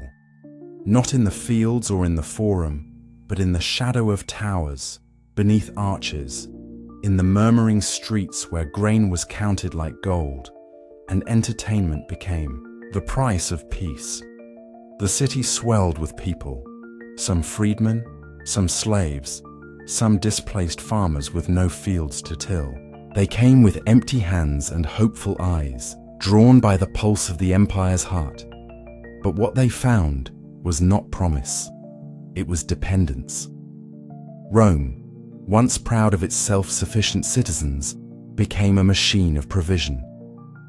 Free grain distributions were offered not as kindness, but as necessity. The crowds had to be fed, or they would rise, and to keep them docile, Rome gave them more than food. It gave them games. The amphitheaters filled, gladiators fought, beasts were unleashed, and as swords clashed beneath the gaze of marble gods, the people cheered, forgetting for a moment the emptiness of their own lives. Bread and circuses, the poet Juvenal would later write, not as praise, but as prophecy. It was a quiet transaction. The Senate ruled, the people were fed, and in between, the Republic's soul slipped further from its foundations. Public life became spectacle, politics turned theatrical. And while grain ships docked and chariots raced, something vital was being lost. The dignity of the Roman citizen, once the cornerstone of the state, was now bought with wheat and distraction. The decline of the small farmer, far from the marble and mobs, in the forgotten stretches of the Italian countryside, another story unfolded, slower, sadder, and quieter. The Roman farmer had once been the Republic's pride. He ploughed his own land, raised his sons to fight, served in the legions, and returned to harvest in peace. His labor was hard, but it was his. His fields were humble, but they were free. But empire changed the land as much as it changed the city. As Rome expanded, wars grew longer, farther. Farmers were pulled from their soil for years, serving in Sicily, Hispania, Macedonia. And when they returned, if they returned, they found their farms neglected, or worse, seized. The wealthy bought up vacant plots, consolidated them, and replaced farmers with slaves captured from the very wars these men had fought. The result was not rebellion, not yet. It was displacement. Men who had once walked their fields now wandered the city. Families that once owned now begged. And the heart of Rome, that steady rhythm of soil and sword, began to falter. The small farmer was not just an economic loss, he was a spiritual one. He had embodied the old virtues: discipline, humility, patriotism. In losing him, Rome lost its mirror. The Republic became less a community of equals and more a pyramid, sharp at the top, wide and burdened at the base. No law could reverse the tide. No speech could stop the sale of land. The countryside hollowed out, and with it, the quiet nobility of those who once carried Rome on their backs. Wealth and resentment. In Rome's early days, wealth was simple. Land, tools, perhaps a few servants. Rich men worked beside their tenants. Senators ate plainly. Modesty was virtue. But as provinces poured gold into the capital, as mines were worked by endless slaves, and taxes flooded in from Gaul, Asia, and Africa, a new kind of wealth emerged, and with it, a new kind of distance.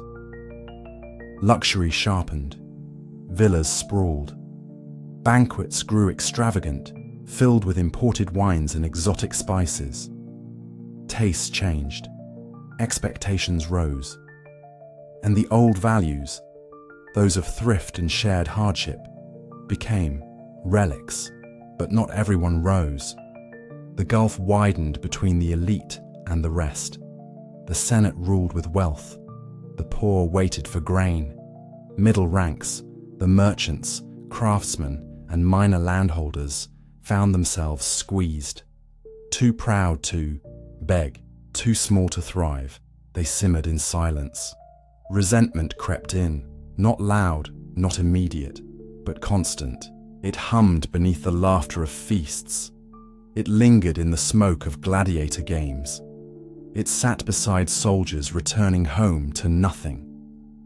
Rome had conquered the world, but within her walls, unity cracked. The Republic had once been bound by shared stake, rich and poor alike fighting, voting, sacrificing. But now, that stake felt uneven. One class fought, another ruled, and the dream of Rome, that noble collaboration, became a memory. Even the Senate, once a chamber of deliberation, became a stage for ambition. Bribes replaced votes. Violence replaced debate. The Republic no longer governed by principle, but by advantage. What had been built on honor was bending under greed, closing reflection. And so the seeds were sown, not by one hand, but by many. Not in one day, but across years of triumph and neglect. Rome, radiant and proud on the outside, was beginning to hollow, not from invasion or rebellion, but from within. from the slow erosion of values, of balance, of care. The Gracchi had seen it coming. They had warned, pleaded, even died for it. But the machine of empire was too strong. Its wheels turned for gold and glory. Its leaders looked outward, not inward. Yet even as wealth flowed and victories mounted, a quiet dread settled. Because an empire cannot rest on spectacle. It cannot be fed forever on grain and blood. And when the farmer vanishes, when justice falters, when the citizen becomes a client, the pillars of the Republic tremble. Rome had not yet fallen, but it had shifted from a republic to a system of dependence, from a community of warriors to a crowd waiting for bread, from shared sacrifice to private gain, and once such shifts begin, they do not stop. They echo. This chapter ends not with collapse, but with a question. How long can something so vast survive when its roots have begun to rot? Rome would soon learn the answer, but not yet. For now, the streets still buzzed, the ships still arrived, the games still played, and beneath it all, history turned quietly, surely, and forever. Chapter 11. The Generals' Republic. The skies over Rome darkened not from the storm without, but from the gathering shadow within. In the late years of the 2nd century before Christ, Rome no longer needed enemies abroad to threaten her walls. The danger now stirred in the hearts of her own sons, men born under her banner, yet driven by ambition that no law could restrain. Into this shifting landscape stepped Gaius Marius, not a patrician, not of noble birth, but a man risen from the dust of Arpinum. Rough-handed, sharp-eyed, unpolished in speech, Marius was not the Senate's choice, but the people's. They called him the New Man, and with him came a new vision of power.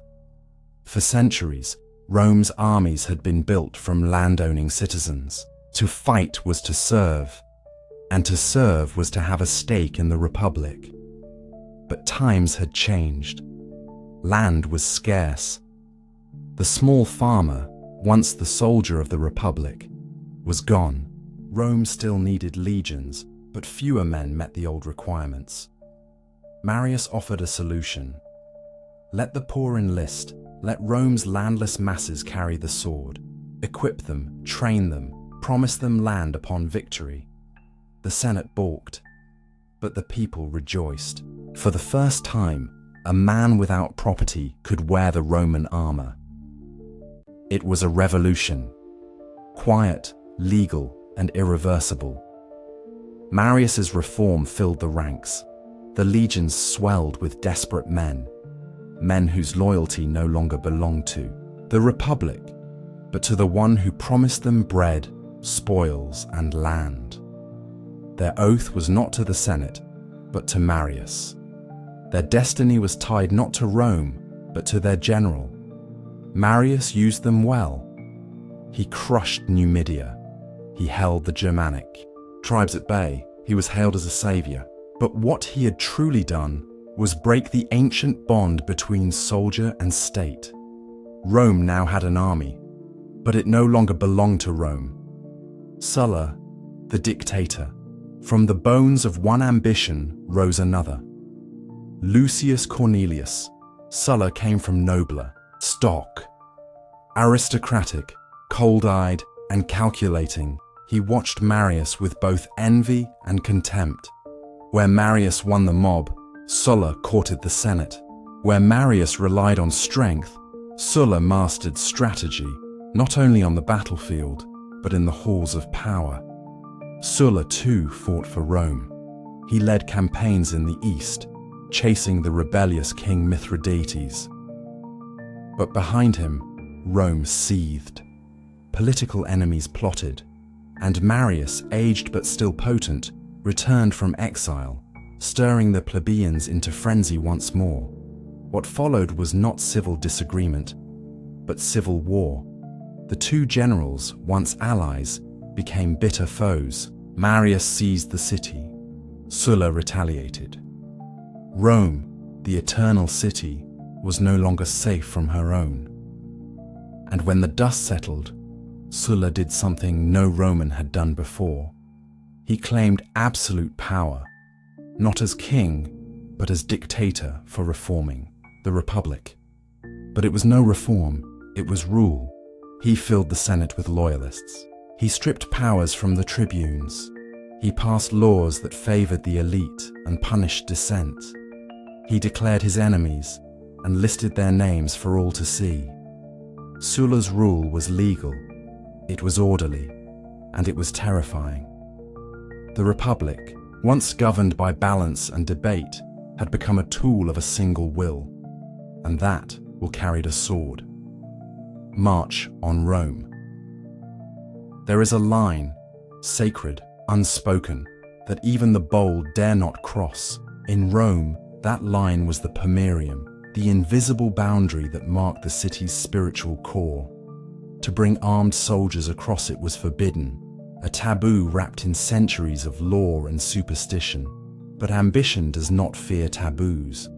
In 88 BCE, Sulla, angered by a political reversal, humiliated by the Senate's favor of Marius, turned his legions not toward foreign lands, but toward Rome herself. They marched in silence, disciplined, orderly, not as invaders, but as executioners of a broken system. Citizens watched in disbelief as the soldiers they had once cheered in triumph now filled the streets with iron and ash.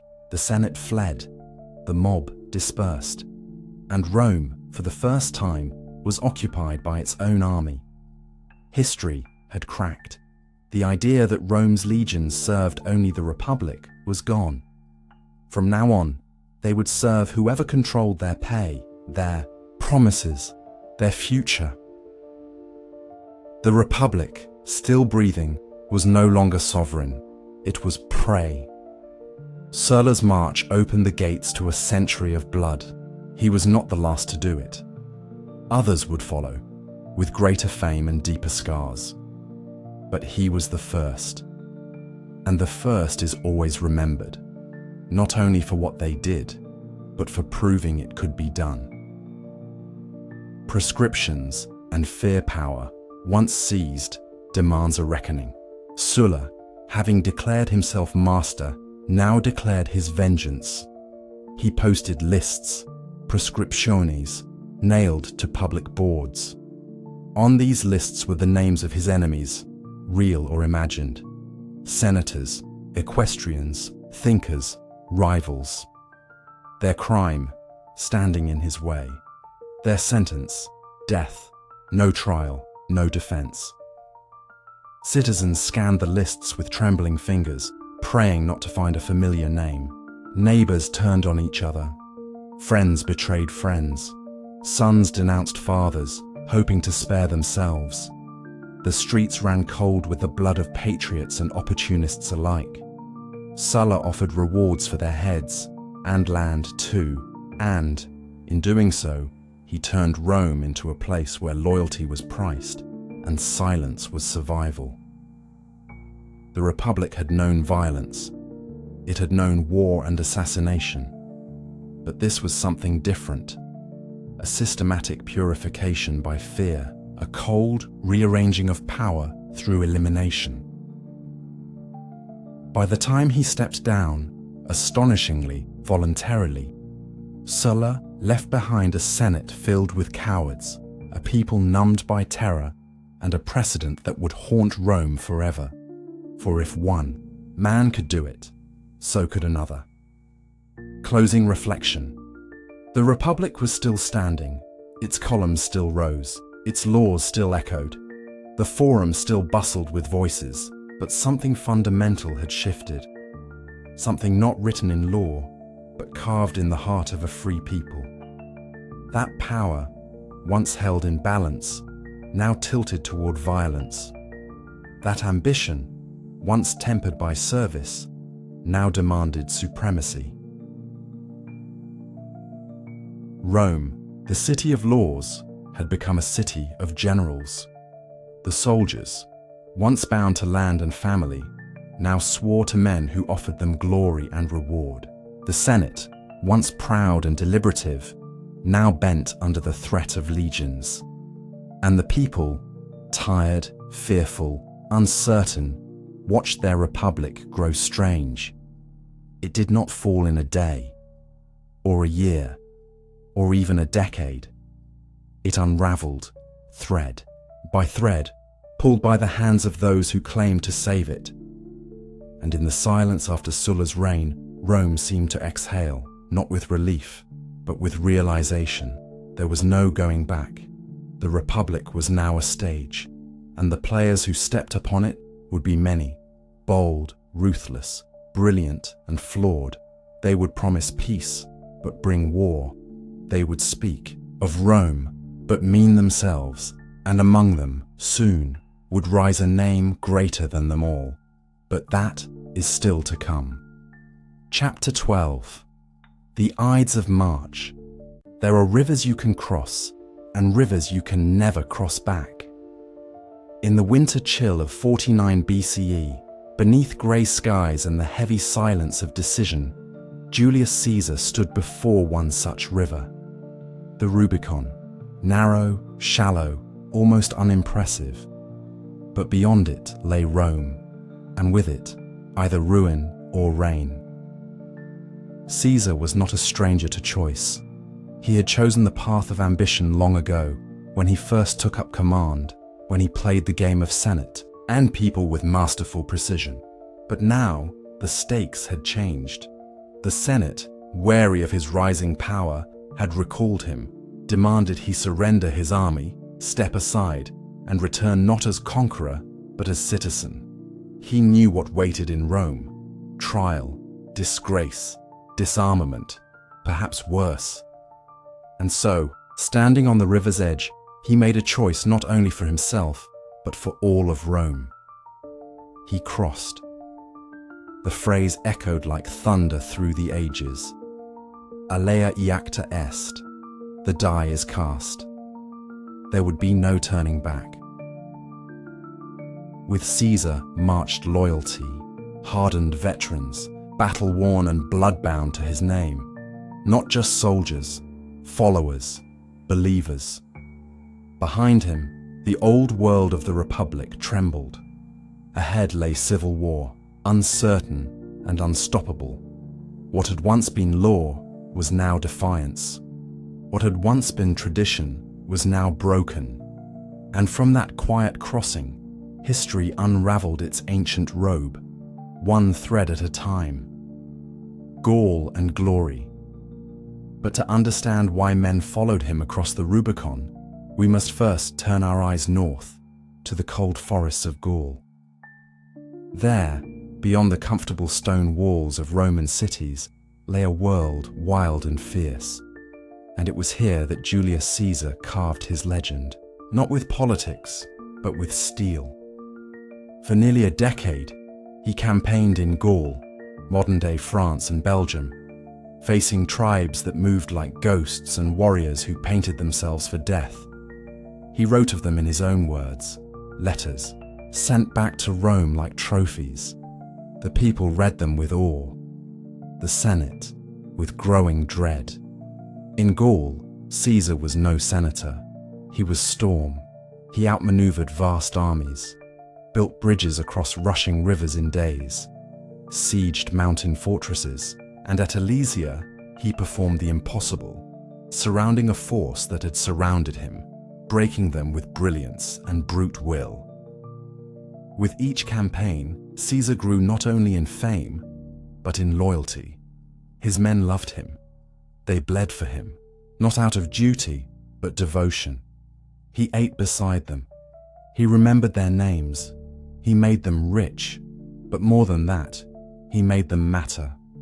Gaul gave him everything: gold, glory, a reputation that stretched from the Alps to Africa. And yet, in Rome, this success was not cause for celebration. It was cause for fear. For while the Republic honored conquest, It feared its consequences, and Caesar, fresh from war, returned not as servant of the Senate, but as a man who no longer needed it. A crown without a name, Rome had always hated kings. Its very soul was shaped by the memory of Tarquin, the last monarch cast down centuries earlier. The word rex, king, was a stain, a shadow. And yet slowly, subtly, Caesar stepped into that very shape. They gave him honors, triumphs, a golden chair, a temple. He accepted them all with a modest smile and a calculating eye. Dictator, yes, for a year, then for 10, and finally, for life. He did not call himself king, but he wore the purple. He sat apart. His statues rose beside those of the gods. His image appeared on coins, the sign of a sovereign. He dismissed senators without apology. He reshaped laws without debate. The Republic had become a mirror, and Caesar stood as the only reflection. To the people, he brought festivals, food, and peace. To the poor, land and grain. To the old enemies of Rome, mercy. He rebuilt cities, reformed debts, even adjusted the calendar to reflect the sun more truly. A gift that still marks our days. But to the senators, it was too much, too fast, too absolute. There was talk in the marketplaces and temples of crowns, of Caesar crowned not just by fame, but by title. Rumors spread of ceremonies prepared, of gods whispered in his name. And so, in marble halls and private rooms, a plan was born, not to punish Caesar, but to end him. Et tu, brute. The Ides of March began like any other. Cool air, low sun, murmurs across the forum. But beneath the polished floors of the Senate, knives waited like frozen truths. They came not as enemies, but as colleagues. Not in armor, but in white robes. 60 senators. Some had fought beside him. Others had praised him. And among them, the most painful of all, Brutus. A man Caesar loved as a son. Perhaps more. He had been warned. A prophetess cried out in the street. A scroll handed to him held the names of the traitors. But Caesar, wrapped in the cloth of pride, ignored them. He entered the chamber. It happened swiftly. A crowd gathered close. Words, gestures, tension. Then the first blade, a flash of silver, and then another, and another, flesh torn, blood falling not on a battlefield, but on polished marble, the heart of Rome. Caesar tried to stand, to fight, but the blades were many, and the hands behind them once dear. His toga clung red against his chest. He staggered, dazed not only by pain, but betrayal. And then, Brutus. He did not cry out in rage. He did not curse. History records only a whisper. Et tu, brute? You too, Brutus. It was not a question. It was the collapse of trust, of friendship, of hope, and with that, he fell. Beneath the dome of reason, among men sworn to the law, Julius Caesar, conqueror of Gaul, master of Rome, lay lifeless, his blood pooling at the feet of liberty. Closing reflection, the blade that killed Caesar did not end tyranny. It shattered illusion. The senators had dreamed that by ending one man, they might restore a republic. But Caesar's death did not return power to the people. It scattered it like ash in the wind. The people mourned him. They lit fires in the streets. Mark Antony showed them his wounds, and rage bloomed where relief had been hoped. Rome wept, not just for a man, but for the end of an age. The Republic did not rise again. It recoiled, wounded and afraid, and into that silence, others would step. Men with ambition, with vision, with armies. Octavian, Antony, and eventually, emperors with titles new but power absolute. Caesar had not just ruled Rome, he had become its mirror. In him lived its glory and its ruin. In him echoed its promise and its pride. And though he fell, his shadow remained, stretching over centuries, over borders, over time itself. For names fade, statues crumble, but legacies endure. Chapter 13. The Funeral and the Flame. Beneath the open Roman sky, in the days after Caesar's fall, the city seemed to hold its breath. Marble walls watched in silence. Statues stood still as if unwilling to judge. Rome had seen blood before, but this was different. This was not war at the edges of the empire. This was not a skirmish in faraway lands. This was a death at home, under the dome of the Senate, and the air itself trembled with it. When the funeral was announced, people gathered not out of duty but hunger, a hunger for clarity, for justice, for something to name what they had lost or gained.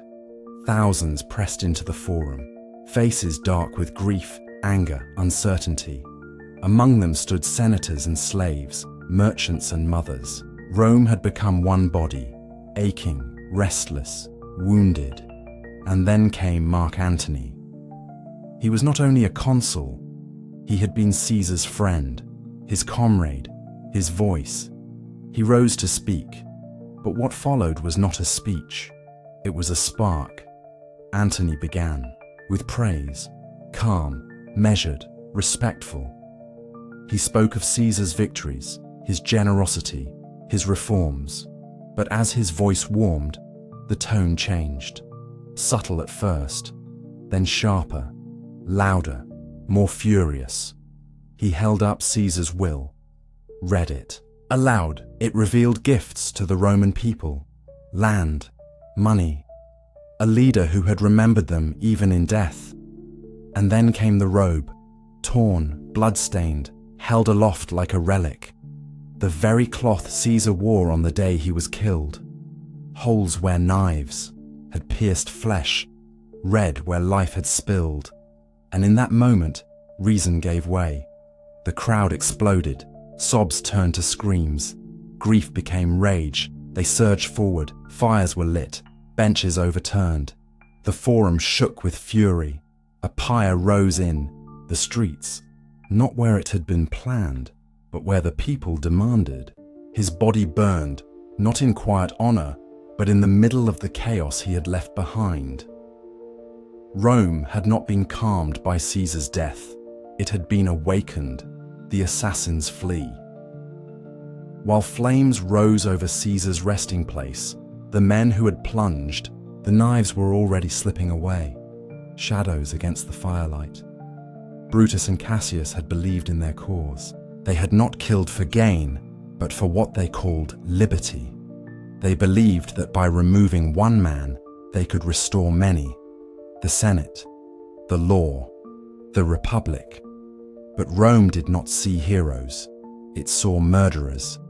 And so they fled, not into hiding, but into exile with purpose. Eastward, where armies could still be raised and alliances formed. They moved through lands once conquered by Rome, cities still loyal to the idea of the Republic. There they hoped they could build something new. They gathered forces, rallied senators, sent letters promising a second birth of Roman freedom. But beneath their resolve was something fragile. The world they dreamed of had begun to vanish the moment the first blade struck Caesar's chest. Even among their supporters, doubt grew. For while Brutus was noble and Cassius clever, they were not Caesar. They could not command legions with a glance or bend fate with their presence. Their dream, however pure, was no match for the storm forming behind them, and in the west, the storm had a name: the rise of the boy. He was barely 19, a boy by Rome standards. Thin, soft-spoken. His name, Gaius Octavius. His link to Caesar, blood, or at least adoption. In his will, Caesar had named him heir, not only of wealth, but of name, of legacy. Octavian. At first, no one feared him. Mark Antony, seasoned and bold, laughed at the idea. Others dismissed him entirely. But the boy watched, listened, learned. He did not march immediately. He did not raise banners or give speeches. He moved quietly, claiming his inheritance, gathering support, speaking softly but with a clarity far older than his years. Veterans of Caesar's armies began to rally around him. They saw not just youth, but a name, a future. Antony grew uneasy, the Senate confused, for in this slender, quiet figure was a contradiction: gentleness and steel, modesty and ambition. And then, in a masterstroke, Octavian aligned with Antony, not out of love, but necessity. Together with Lepidus, they formed the Second Triumvirate, a new power forged not in consensus, but in cold calculation. Rome was no longer a republic. It was a stage for survival, and the boy was ready to step into the light. Philippi, the final breath of the Republic, was not taken in Rome, but on the fields of Philippi, far across the sea, in the lands of Greece. It was here, in 42 BCE, that the ghosts of Caesar's death returned in flesh and armor. On one side, Brutus and Cassius, the last champions of senatorial rule. On the other, Octavian and Antony, vengeance clad in iron. The morning of battle was pale and windless. Mist clung low, the kind of silence before storms. Both sides knew what was at stake. Not just power, but history. A world would end here. The fighting came in waves, dust and shouting, sword and shield, and through the chaos, fates unfolded. Cassius, believing Brutus defeated, took his own life. A mistake, a tragedy. And soon after, Brutus, noble Brutus, faced the truth. The dream had failed. The Republic would not rise again. He too fell on his sword, not in fear, but in sorrow. The fields that once heard the laughter of philosophers now soaked in the blood of a dying idea. Rome would not be ruled by laws, it would be ruled by men. Closing reflection.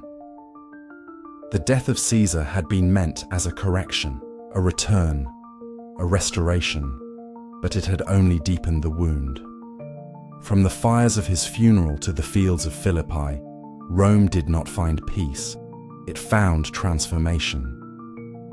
The Republic, with its debates, its checks, its balance, had been too fragile for the ambition it had birthed, and the people, once proud citizens, had become something else, an audience to power, drawn not to senators, but to spectacle. Octavian would return from Philippi not as a child, but as a master, the last of his enemies gone. The path before him clear, and yet beneath the surface, the question remained: had Rome been saved or simply changed? History would answer not with words, but with emperors, with crowns hidden behind titles, with peace bought at the price of freedom. And in the quiet corners of the Forum, where once Cicero had spoken and Caesar had walked, the wind now carried only echoes of glory, of loss, of a republic that had, at last, burned with the man who once sought to save it. Chapter 14. The Fall of Antony and Cleopatra. Long after the pyramids cast their first shadows on the golden sand, a new queen rose in Egypt.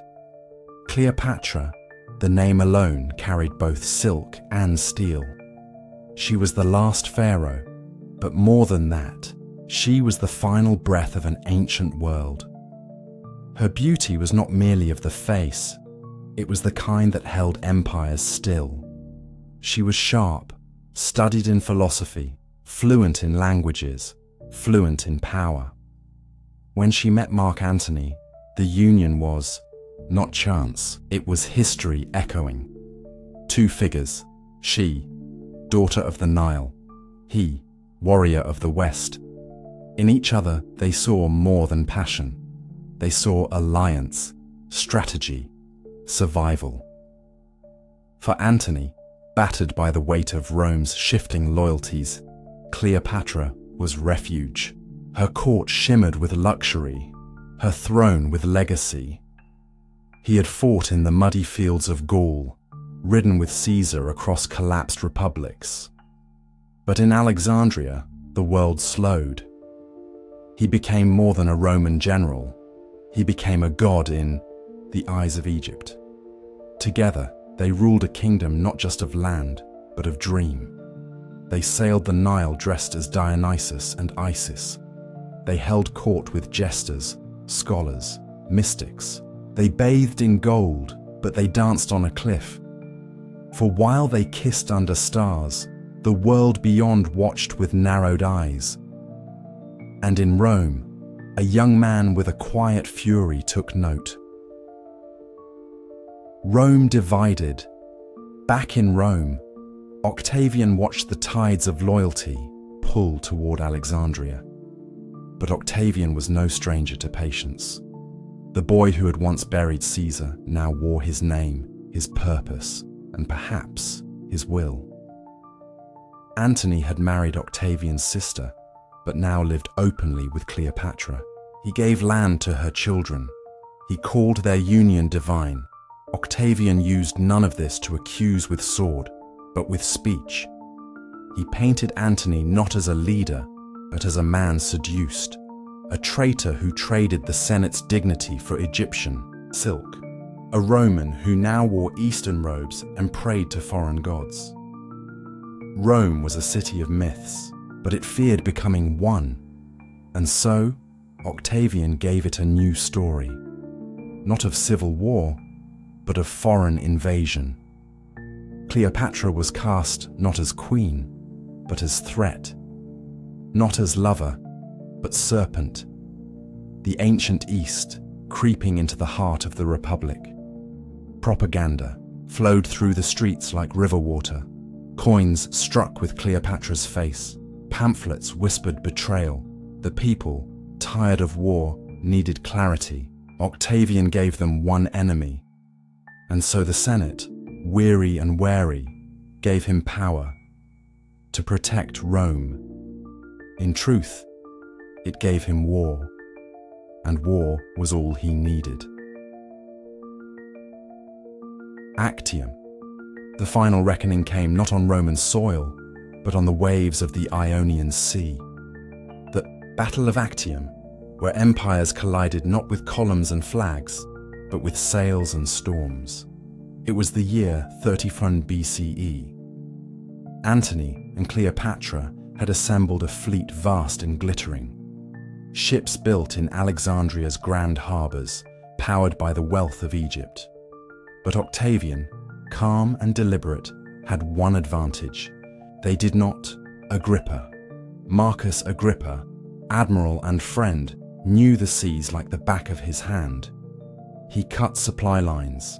He controlled harbours. He forced Antony's fleet into tighter and tighter spaces, and then came the wind. The battle began as a blur, oars clashing, fireships igniting, the thunder of catapults and shouting.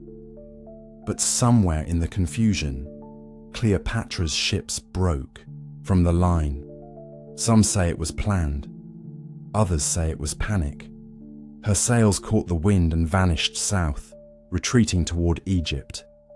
Antony, torn between command and devotion, followed. He left the battle, left his men, left victory behind, all for her. The sea, once a stage of strength, became a mirror of unraveling.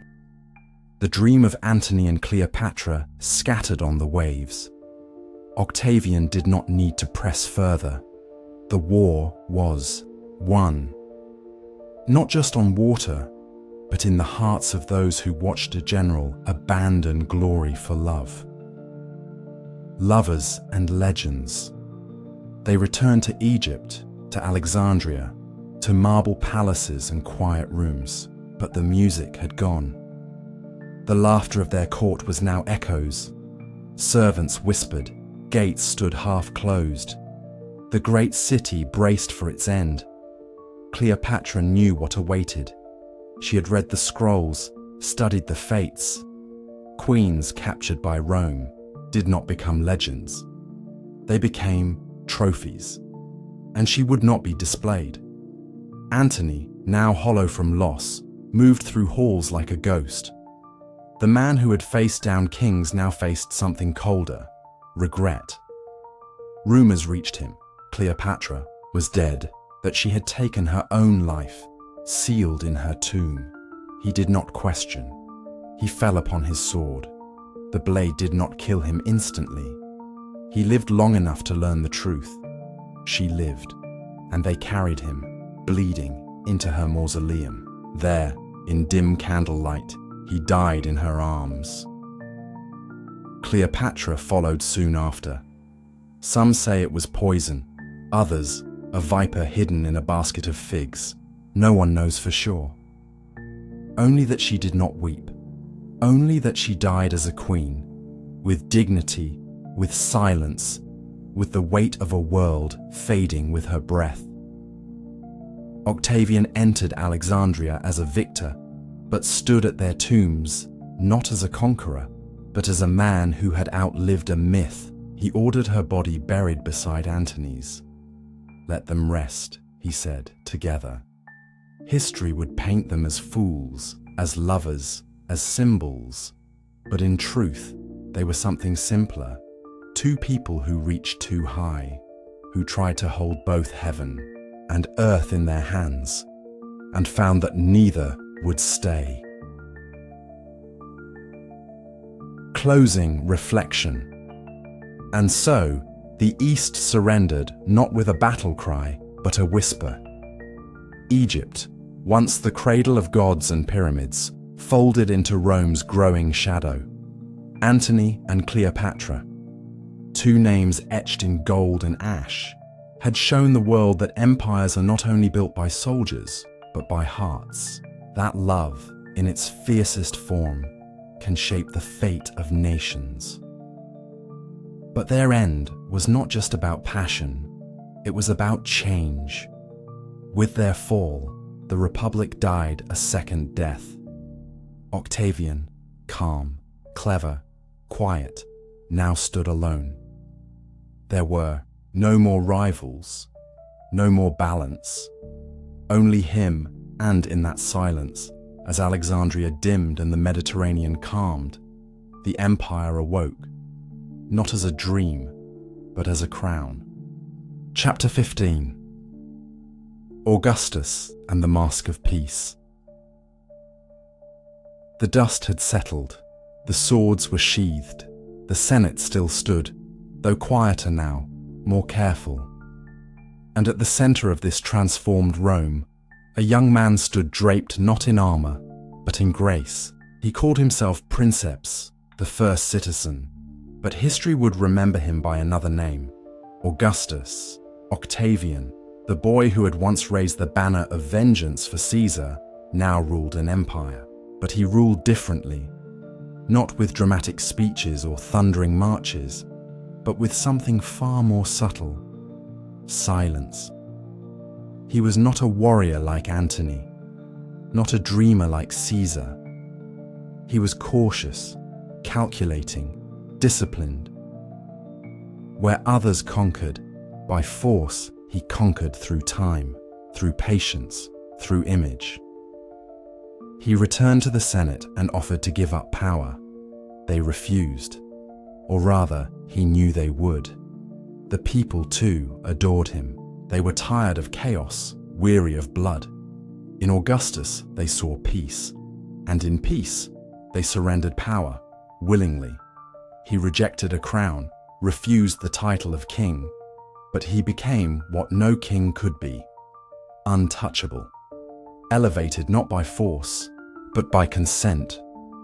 And slowly, softly, Rome slipped from republic to empire, almost without noticing. It was a genius not of war, but of disguise, for Augustus wore no armor. He wore a mask. The illusion of the republic. The buildings still stood. The curia, where senators debated. The forums, where citizens gathered. The rostra, where voices once stirred crowds. Rome still held its ancient rituals, the elections, the public ceremonies, the noble titles passed from father to son. But beneath the marble and tradition, something had shifted. The Republic was still a play, but the script had changed, and there was only one director. Augustus understood the power of illusion. He gave the Senate their honors, let them vote, let them speak. But behind every decision was his approval, behind every law, his signature. He filled the magistracies with loyal men, created new offices that answered only to him. He was imperator, commander of the legions. He was Pontifex Maximus, high priest of the Roman religion. He was tribune, guardian of the people. Each role, chosen carefully, layered until no branch of power remained untouched. But he did not boast. He whispered. He called himself modest, called his rule a return to old Roman values. He promoted marriage, virtue, family. He punished corruption, rewarded loyalty. To the public, he was father of the nation. To the Senate, he was the stabilizing hand. To history, he was the artist who took shattered pieces of the Republic and shaped something new. It looked like Rome.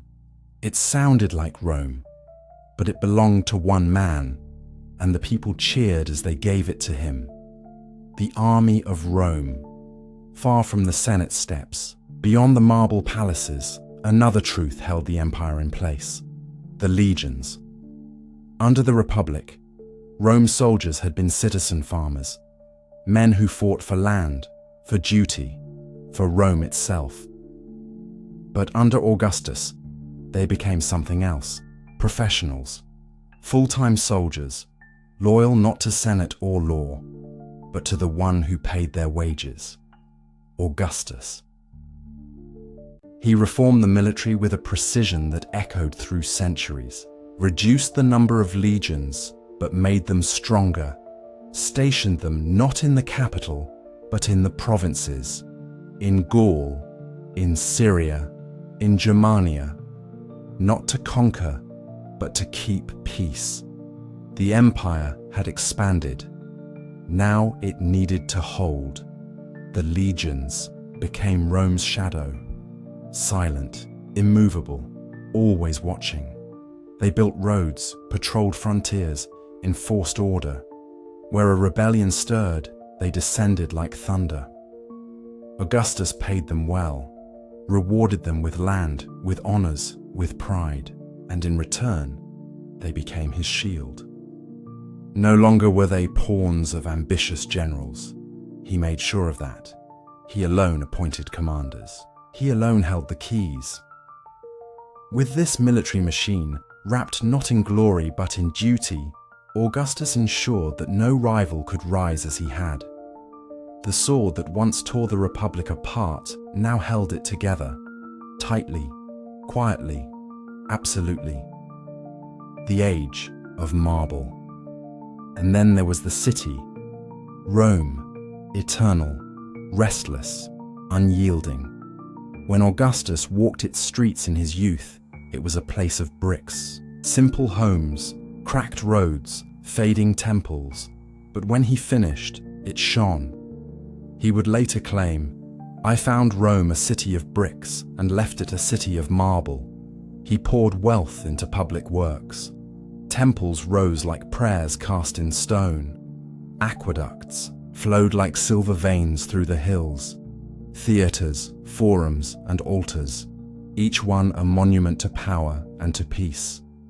The Arapacis, the altar of peace, stood as his masterpiece, carved with images of family, of Rome's divine destiny, of Augustus himself walking among gods and mortals. He revived old festivals, commissioned poets and historians to sing of Rome's greatness. Virgil wrote the Aeneid, a tale not of adventure alone, but of divine purpose, of how Rome was not born, but chosen. Augustus was everywhere, in stone, in verse, in ritual, not as a tyrant, not as a god, but as something gentler, more enduring. He did not demand worship, but he shaped belief. Under his rule, Rome was not just strong, it was beautiful. Not just rich, it was eternal. And so the empire settled into its shape, like a river finding its bed, calm on the surface, deep beneath, closing reflection. In the quiet shadows of power, Augustus changed the world, not by burning it, but by molding it. He ruled with the hands of a sculptor, soft, careful, but firm. He left no cracks, gave no reason for revolt. In the name of peace, he built an empire without calling it one.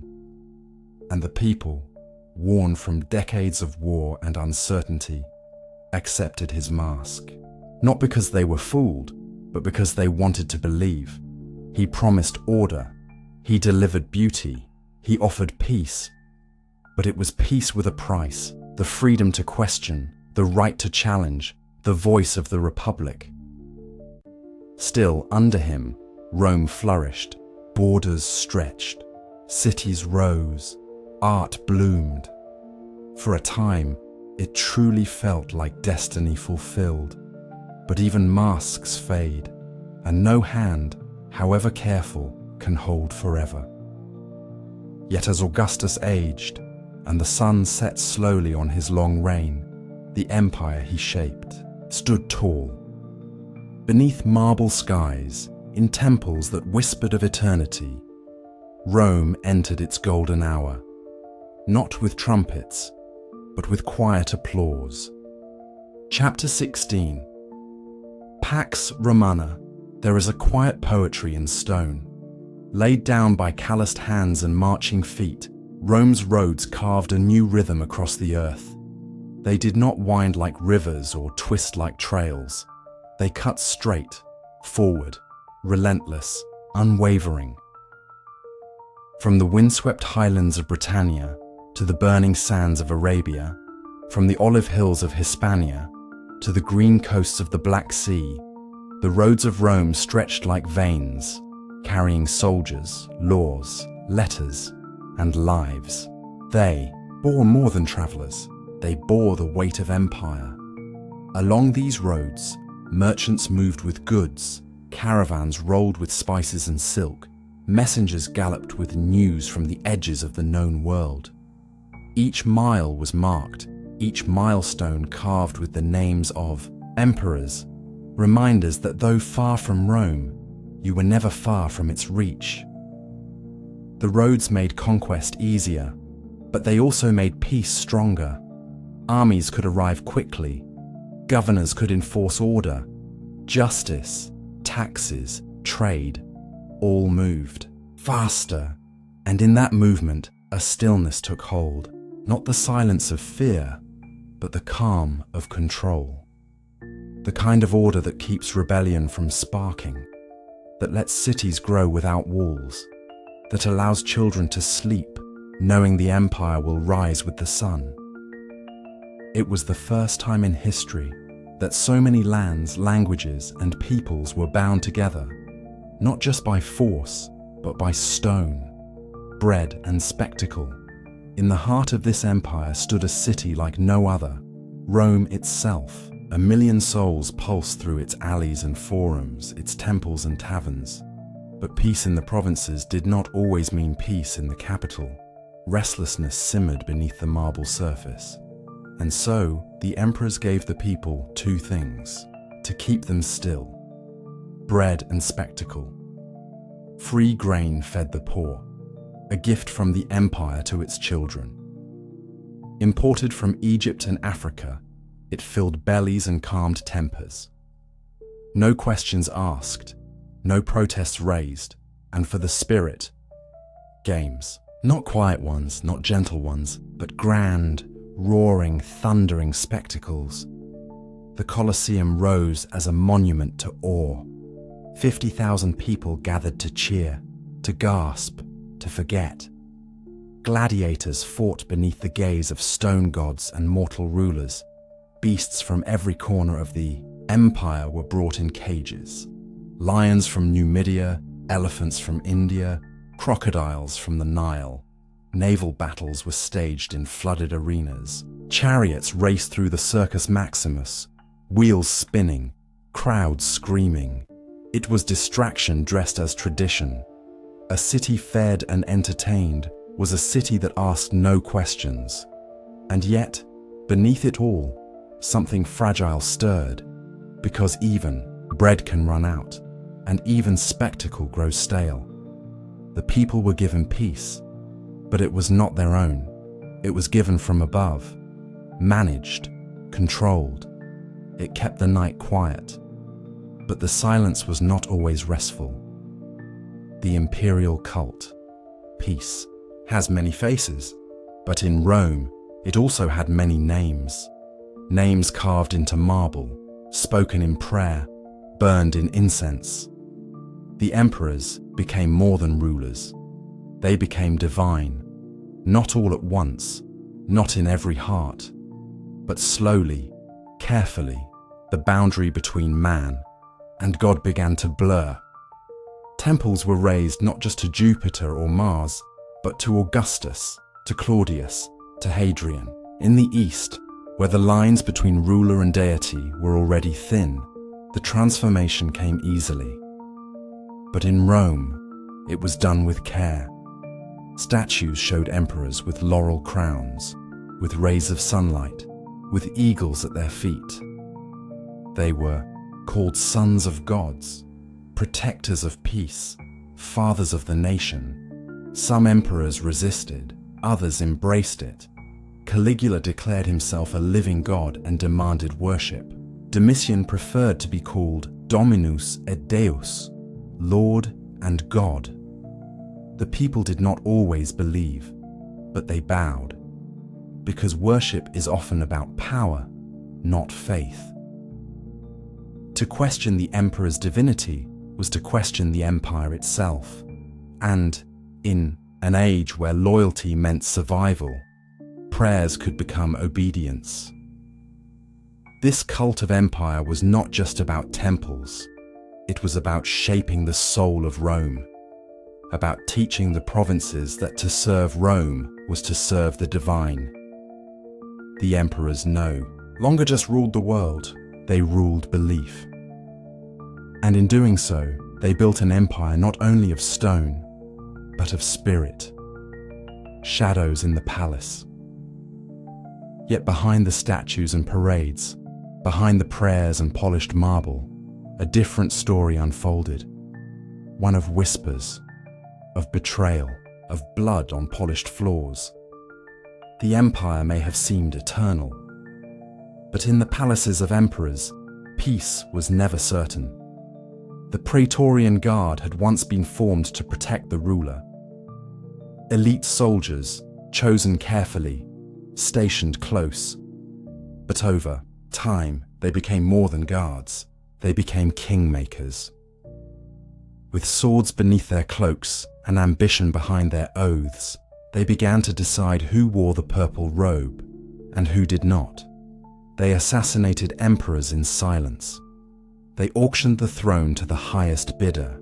They bowed not to tradition, but to opportunity. In 1 century alone, more than 20 emperors rose and fell. Some reigned for years, others for weeks. Poison was slipped into wine. Daggers found hearts in moonlit gardens. Brothers betrayed brothers. Sons turned on fathers. Each ruler claimed to bring peace. Each left more cracks in the marble. And yet, somehow, the empire endured.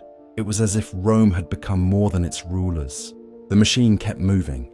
The roads remained open. The aqueducts flowed. The people prayed. But something had changed. Peace still reigned, but now it trembled. Because when power lives in shadows, trust begins to rot. And when the hands that hold the crown also hold the dagger, every smile hides a fear. The Pax Romana, the Roman peace, was real. But beneath its calm, the empire had begun to dream dark dreams. Closing, reflection, peace. For 200 years, the empire held its breath in something close to harmony. It built, it ruled, it flourished. But this peace was not gentle.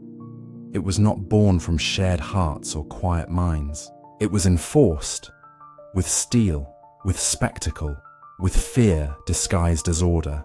And yet, it gave the world time. Time to grow, to trade, to learn. In the hush between wars, ideas blossomed.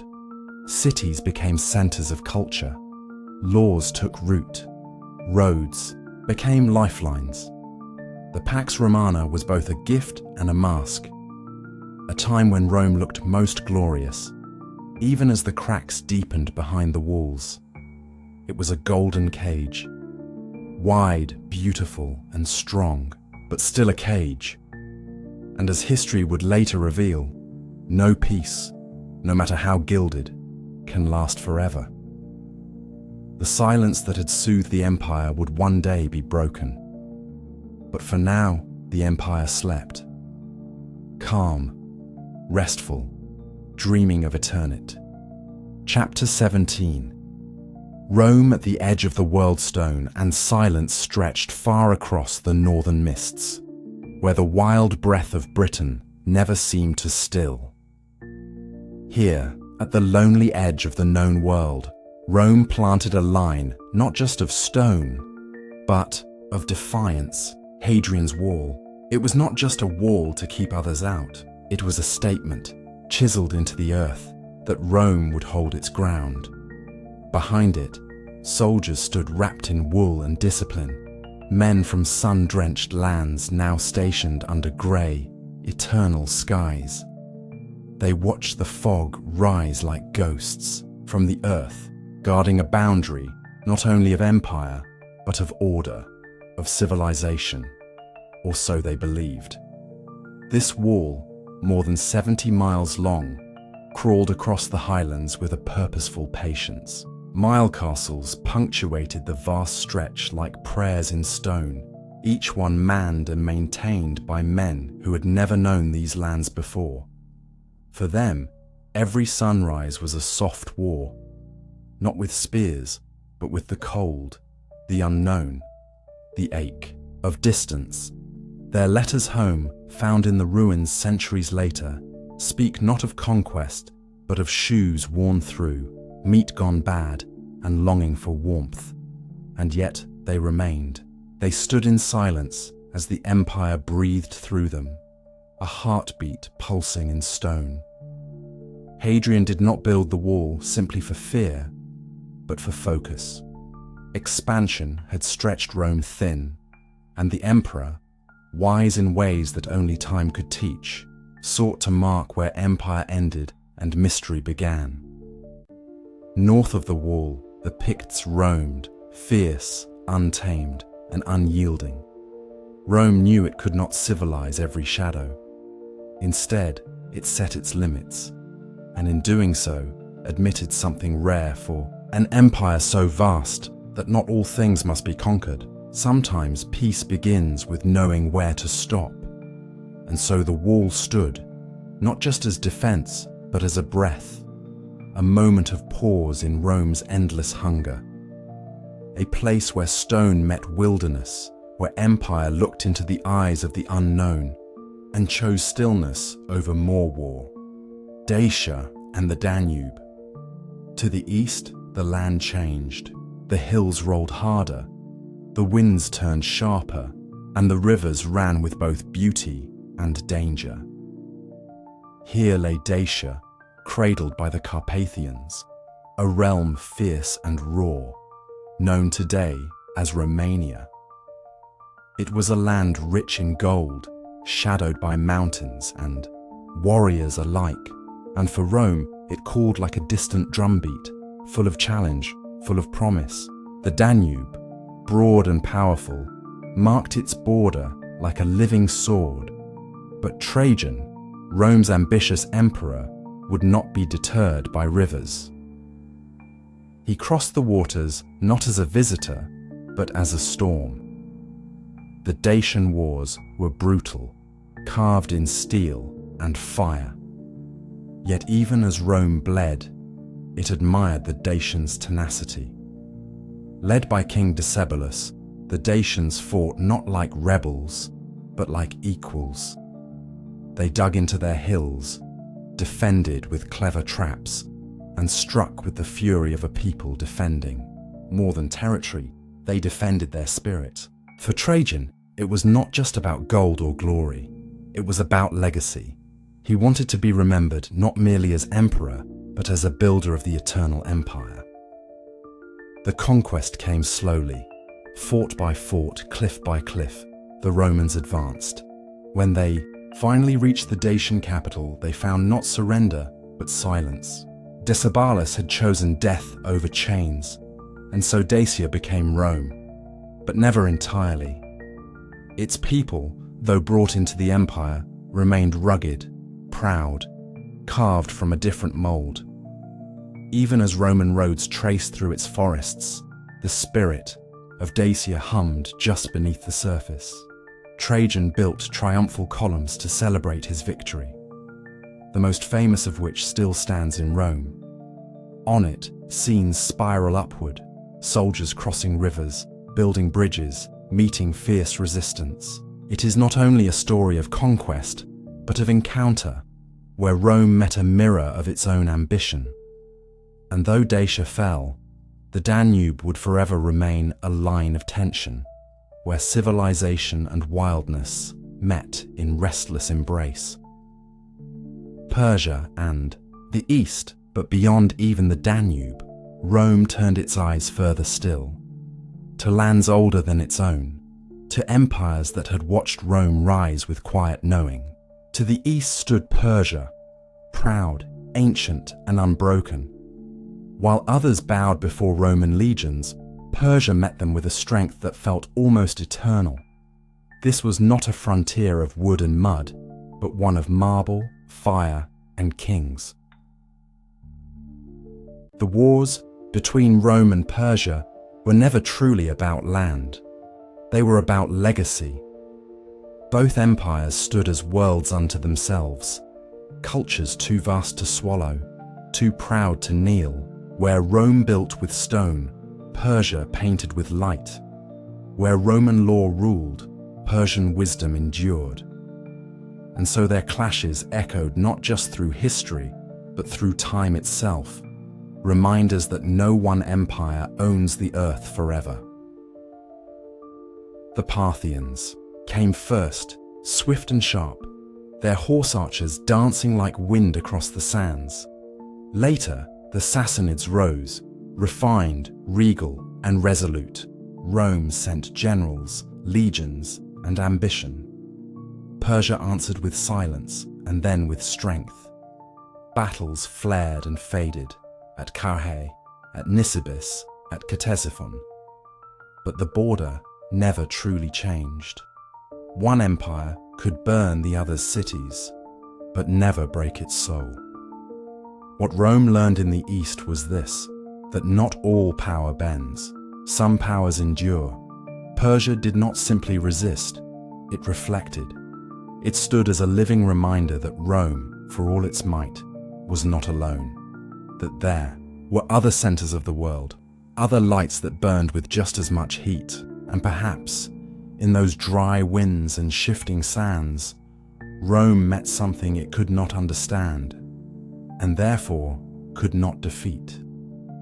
So the eastern frontier remained, not silent, but balanced, a seesaw of strength between equals, a border that reminded Rome of the limits of its reach and of the wisdom in humility, the barbarian horizon. And yet, even as Rome braced itself on walls and rivers and deserts, something was shifting beyond its vision. To the north and east, beyond the Rhine, beyond the Danube, beyond all the maps etched in Roman stone, tribes stirred. Slow at first, then with mounting rhythm. They were called barbarians, a word Rome used to separate itself from the unknown. But these people were not mindless. They were many, they were watching, and they were learning. The Goths, the Vandals, the Alemanni, the Franks, names that would later burn like torches in Rome's twilight. They lived in forests, traveled, in bands, moved with the seasons. But slowly, they grew into something more. They learned from Rome, traded with Rome, even served in Rome's armies. And as they watched, they began to wonder, why not take what was once only admired? This horizon was not a wall or a river. It was a storm, and it rolled quietly, like thunder just beyond hearing. Rome, so used to expansion, began to contract, and in that contraction, cracks began to show. Emperors came and went with dizzying speed. Borders were breached not by armies, but by migrations. And what once was foreign began to walk the Roman roads as if they had always belonged. Rome thought itself eternal, but eternity, it seemed, had its own clock, and in the restless whispers of the frontier, one could already hear the first echoes of collapse. Not in war cries, but in footsteps. Not in battles lost, but in borders blurred. The world beyond Rome was no longer distant. It was coming closer, one tribe, one family, one river at a time. Still, Rome did not fall in a single night. It unraveled like an old robe, thread by thread, over generations. But the frontiers, the wall, the river, the sands, they were the seams. And when they tore, the garment of empire could no longer hold. And so, here at the edge of empire, where stones meet fog, rivers meet rage, and deserts meet memory, we see Rome not in its glory, but in its limits. Hadrian's wall stands still in quiet defiance. The Danube flows on, carrying the ghosts of Dacian warriors. The east watches with ancient eyes, and beyond the trees, beyond the hills, beyond the horizon, history waits, with patience and power. For even the mightiest must one day meet the edge of their world, and when they do, it is not the walls that speak, it is the silence beyond them. Chapter 18. The crisis of the 3rd century. The sun that once crowned Rome with glory began to flicker, its steady warmth giving way to shadows that crept in from every edge of the empire. This was no sudden collapse, no single blow, but a slow spreading crack in the marble of time. Between the years 235 and 284 AD, the empire no longer moved with confidence but stumbled in the dark. Emperors came like the tides, rising, flashing briefly with the light of ambition or fear, and then vanishing into blood or silence. 50 years. In that span, more than 24 men wore the purple robes of power. Each one claimed legitimacy, each one made promises, and nearly all were lost to betrayal, to sword, or to the heavy silence of defeat. Some never reached Rome at all, declared emperor by their armies in distant provinces, only to be cut down by another before their names. could be carved in stone. Their reigns were not measured in years, but in months, sometimes weeks. The Senate had become a whisper, its authority a memory. Power no longer flowed from tradition or law, but from legions, and loyalty was a fleeting thing. The emperors were no longer statues of marble dignity. They were desperate men, rising out of chaos, grasping at power with trembling hands. Behind them loomed the shadows of those who waited to take their place, watching every stumble, every falter. Death, once the price of great treason, became the expected ending of a crown. In this storm, Rome no longer breathed as one. Its borders, frayed like an old cloak, its roads no longer carried peace, but panic. Cities fortified themselves against one another. Provinces turned inward, and through it all, the people, the farmers, the craftsmen, the families, watched the great eagle of Rome drift and spin, as if caught in winds it could no longer control. Plague and panic, as if the crumbling order were not enough. A silent enemy drifted in on breath and touch, a plague, dark and unknowable. It came with no trumpet, no warning. One day, life stirred as usual. The next, the streets began to still. Bodies grew cold before names could be spoken. The disease, perhaps smallpox or something stranger still, swept across the empire like nightfall with no dawn. It did not distinguish rank or class.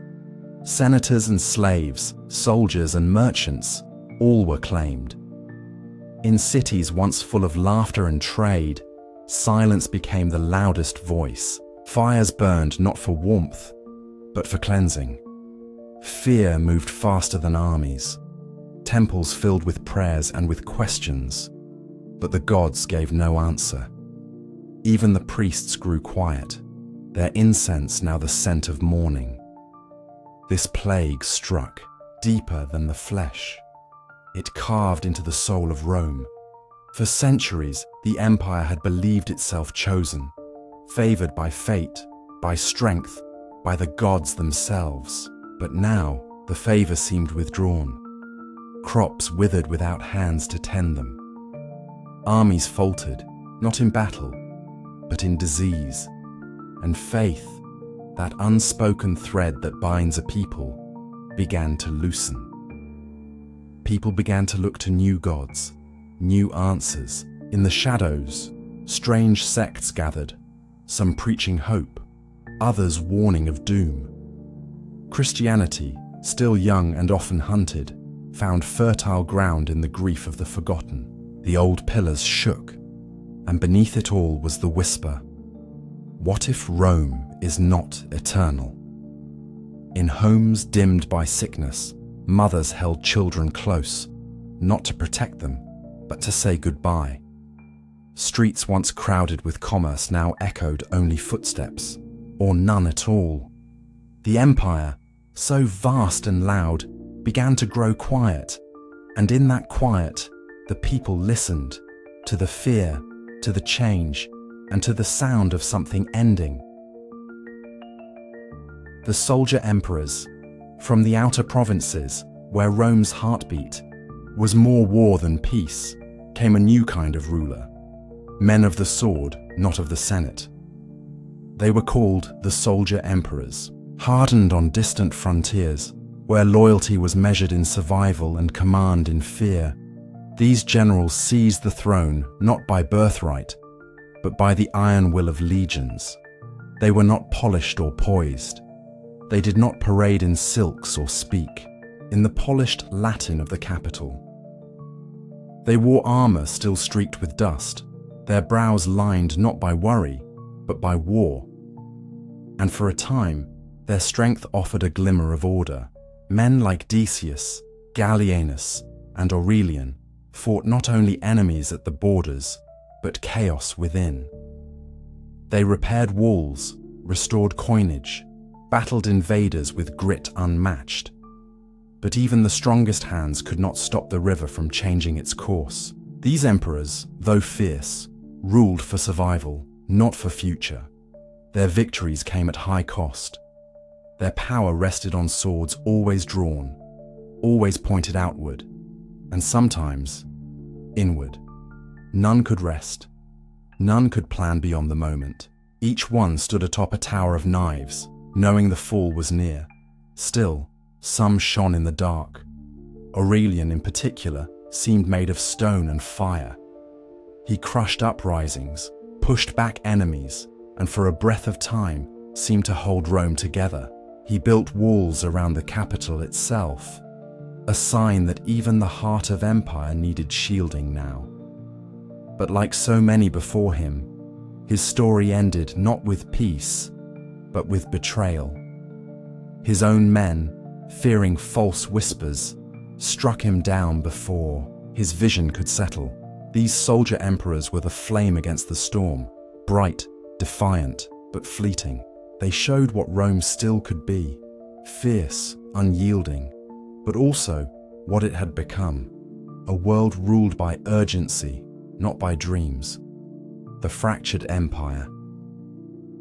By the middle of the 3rd century, the weight became too much.